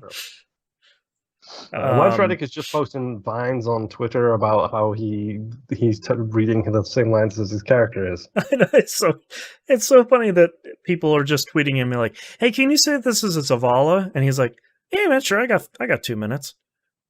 Mm-hmm. Your baby is on the way, Guardian. Yeah. Indeed." I think someone sent him a Zavala fan art with like trick or treat, and he said trick or treat Guardians, and whoever did the fan art lost their minds. So good. Okay. Who's a really solid writer? Or a really solid team? Oh, I got it. Yeah. I got it. I just got to remember the name of the studio now. You thinking of Night School Studio from Oxenfree? No. Oh. That's a good one, but no. Yeah. Are you thinking Hideo Kojima? No. Get away from me with him. Quick, the guy from Nier. Yoko His name Taro? Thank you. No. His Yeah. name was slipping me. No. Those two are like the same side of the coin the more I play his games. Yeah. Yeah. Remedy. Oh, sure. Oh. Sam Lake? And Because you and got Co. all of the team behind Max Payne, you got the team behind Alan Wake, the game I always forget the name of about the time travel, you got Control, and you got some sick soundtrack coming in there because you know Poets of the Fall are going to be on there somewhere. Sure, yeah. They can be fantastic writers when they want to be. They can be fantastic writers when the budget allows them to make the game they wrote, I think. True. Yeah. Yes. And in this blue sky equation that we have right here, we don't have a budget. We have a budget of $70 bajillion. You have a budget of blank check. That's right. World? It says movement/world, but I'll squish it down here to just world. So, do we want modern, sci-fi, fantasy, High fantasy? something Western? The planet from Dune? Solved it. Yes. Urban fantasy. Thank you very much. We're done. Urban fantasy? I love me some urban fantasy. What? I'm a huge fan of it, and I know Boston is. I don't know about you, Nim. I feel like that's in Remedy's wheelhouse. Well, it's like, give me an example of what you're considering urban fantasy. It's like, what if fantasy monsters and creatures existed in modern times? Gotcha. So, like, I can't think. Shadow. Man, I cannot think. Vampire the Masquerade. Yeah, is Vampire the considered urban Masquerade. fantasy. Night Watch's urban fantasy. The Dresden books. I feel like a lot of people have read those. That SCP website that you like so much would probably be considered urban fantasy as well. Probably. Yeah. Oh yeah, that's definitely. Yeah. And then music, leaving the best for last. Well, only one of us does a show about this. I But we feel can like all have opinions. I feel like my vote would always go for Hitoshi Sakamoto, who is the Final Fantasy composer ever since like 12 and on. Always loved their stuff. I feel like Yoko Kanno is probably the best choice. She most famously made the music for Cowboy Bebop. And she's done 50 bajillion things that are way better than that, but that's the most famous one. If I'm gonna pick one, it's gonna be Junkie XL That's a good choice. because he's got some bangers on his lists. Cool.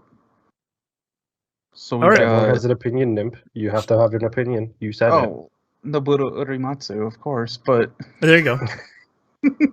Not from whatever happened with Dungeon Explorers, though, or Encounters. No. Which I will say, with Dungeon Encounters, that music has become earworms to me now. Yeah, oh no, Even, you didn't turn it off if fast I just enough. hear a note or two of it, I can finish the whole thing out in my head.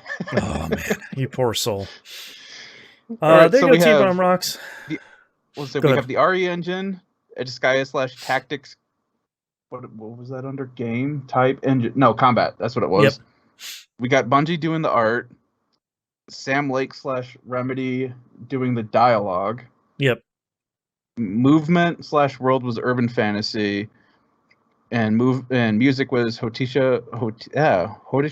It's a collaboration Whole between group of all people. of those people. Yeah, Yeah. a multinational collection.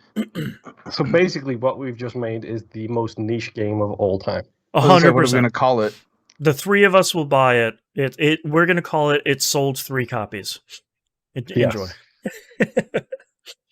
Next question here is from Feyre Reigns on Twitch. Sent this last week.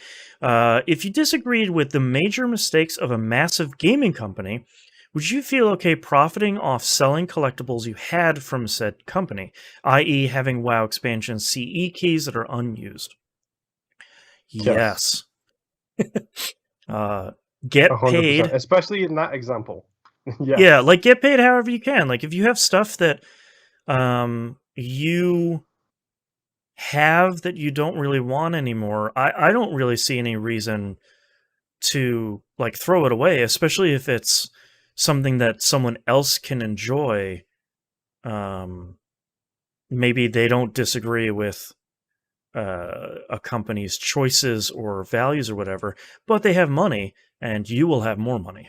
So that's go for it. Basic like- economics here. I mean, yeah, like Yeah, I will be completely honest with a lot of the news that came out this week that we didn't discuss in the previous section. mhm. I'm rethinking about what games I want to buy and play soon. yeah. Yeah, Like- I feel like What? as long as you're being honest about what you're selling, like, oh, I'm selling a newly sealed World of Warcraft expansion collector's edition. Wink. And it's like, oh, so it doesn't have like anything. The DVD and the Blu-ray are gone, and any codes are gone because you just sealed it back up, and it's not actually new. Like that's not. Mhm. Nobody from our community would do that. That's for sure. But I run into some stuff as someone who collects Destiny 2 emblems. I run into some stuff on that on eBay where it's like, oh yeah, we're selling this brand new thing. I cut it open to take the code out. Don't worry about it. No big deal. Nothing's wrong. Everything's fine. Except for that's the thing that everyone's trying to buy this for. Yeah. Yes. Yeah. Stupid. Yeah. And it says, also wondering if you could give a birthday shout out to Clarissa. Her birthday is on the 12th. Happy early birthday to our biggest fan, Clarissa. Happy birthday. Yeah. I hope it's a good one. Yes, very much so. Yeah. Time is a mystery these days. Yes. I don't even know what day it is. It's a flat The circle. only reason I know it's Sunday is because I'm talking to these idiots. That's true. One of your days of the week is spoken for. You can set your watch to it. The only reason I'm going to know it's Friday next week is because SMT5 comes out. So. Yes, there we go. Speaking of time, we've been recording for nearly 3 hours for just this show alone. Dude, I really hope this episode saves. Don't make a deal out of how long the episodes are going this close to the end of the year. Just don't. Oh no, because it only gets way worse from here. We're gonna be Like, way it more feels like punchy you're- and This Yeah. show is free. That's incredible. You're getting you're almost gonna, two. you're gonna see me over here with a six-pack come the end of November. That's right. Oh Uh-huh. man. Yeah. I already have my Rockstars in the fridge. My Rockstars are in the fridge and ready Yep. to go. Are they in your They're- Xbox fridge? No, but they do have Xbox logos on it because it's now the Halo Infinite promotion for it. Yeah. Oh, there you go. All the Monsters ones have the Apex Legends stuff. It's weird. Yeah. Oh, lame. Marketing's weird. Yeah, that's true. Uh-huh. All right. That's our episode, our tangential episode for this week. If you'd like to visit us, you can do so at tvgp.tv. Everywhere to find and follow us is on the right-hand side of the page, including a link to the Discord server. That's open to all. We're not one of those ones that's locked behind patronage. There's a channel, especially for patron peeps. You can join any level of the patron for that over at patreon.com/E1M1. The ones are numbers. Today was singing day, by the It's way. gonna be an incredibly long Outcast episode this week. I can feel it already. So you can go sign up there. The $5 a month tier is the one we recommended. If you're able to support us financially, we appreciate it. That goes to cover all the costs for the software we use, and most importantly, the hosting, the website hosting, all that stuff. If you want to know where your hard-earned money goes, it's all on the Patreon page. And even if you're not a patron, you can go see all that stuff on the page. If you cannot support us financially, totally understand. You can help out the show by telling friends, rating the show 5 stars wherever you listen to it, and posting it on social media, liking stuff that's on YouTube, or hearting stuff that's on Twitter. However you can interact with it, make sure it's good and that you do it. And go tell 2 friends, and then 2 more friends, and then 1 more friend. And then have them tell 5 friends each. I think that's And it. Just as long as in all that friend telling, one of them is rich, that would be great. Yeah, if you could get us more patron money, we could buy more equipment like microphones or a computer for Moon. I am perfectly fine looking for sugar mommy / daddy. That's fine. Yeah, my pride can move aside very easily for money, and not that much, just Mm-hmm. a little bit. I'm cheap, to be honest. Anyways, that's our episode this week. See you next week. Bye. Bye. Oh, this stupid show. All right, Nymph, what titles do you have? I'm just sitting here thinking, and you two can help out with a simple 30 pack. That's right. Mhm. For just $25 a month. All right, my titles. I have. Let me make sure. Yes. Okay. I like a good completion. I feel like I need to veto that one, although I'm not. Mhm. I don't Hey, entirely trust me, know in why. parentheses next to it, it says veto. Yeah. Like I said, I just like saying them out loud. Okay. I appreciate it. Weird holographic guitar. Hmm. Get my Mario Party ELO up. Nintendo will patch this out. Budget of blank check. And very happy with the repentance we got. Oh, jeez. All right, Moon, what do you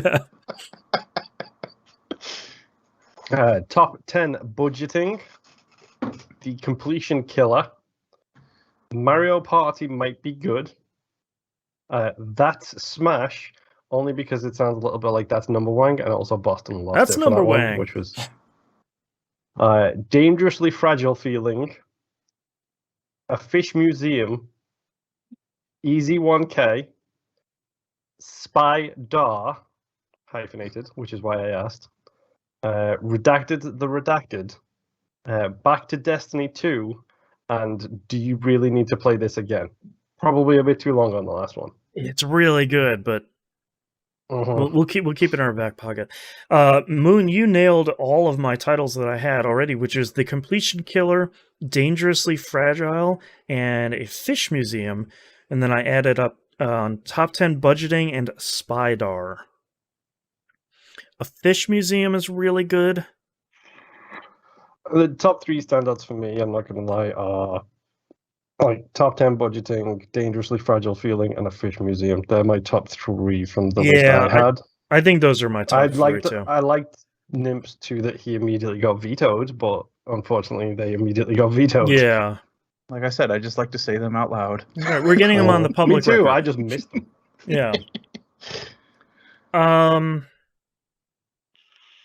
My leader is probably a fish museum, just because it sounds the weirdest.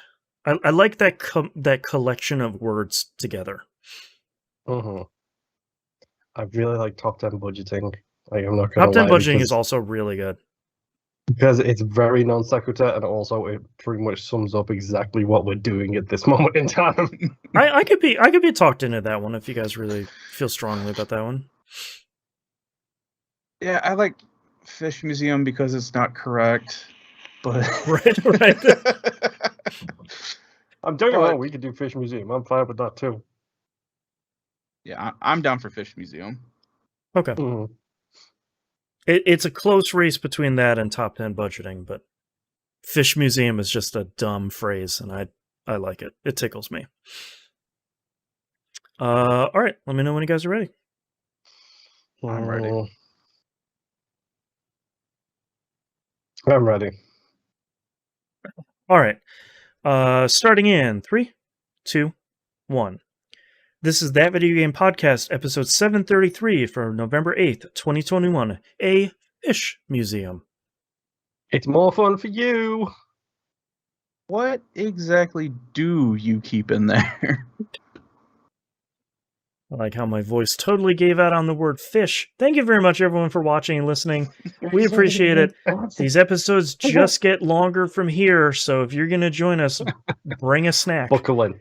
Yeah, we bring a snack, bring a nice drink, bring a blanket. It's going to get great. See you next week. Bye.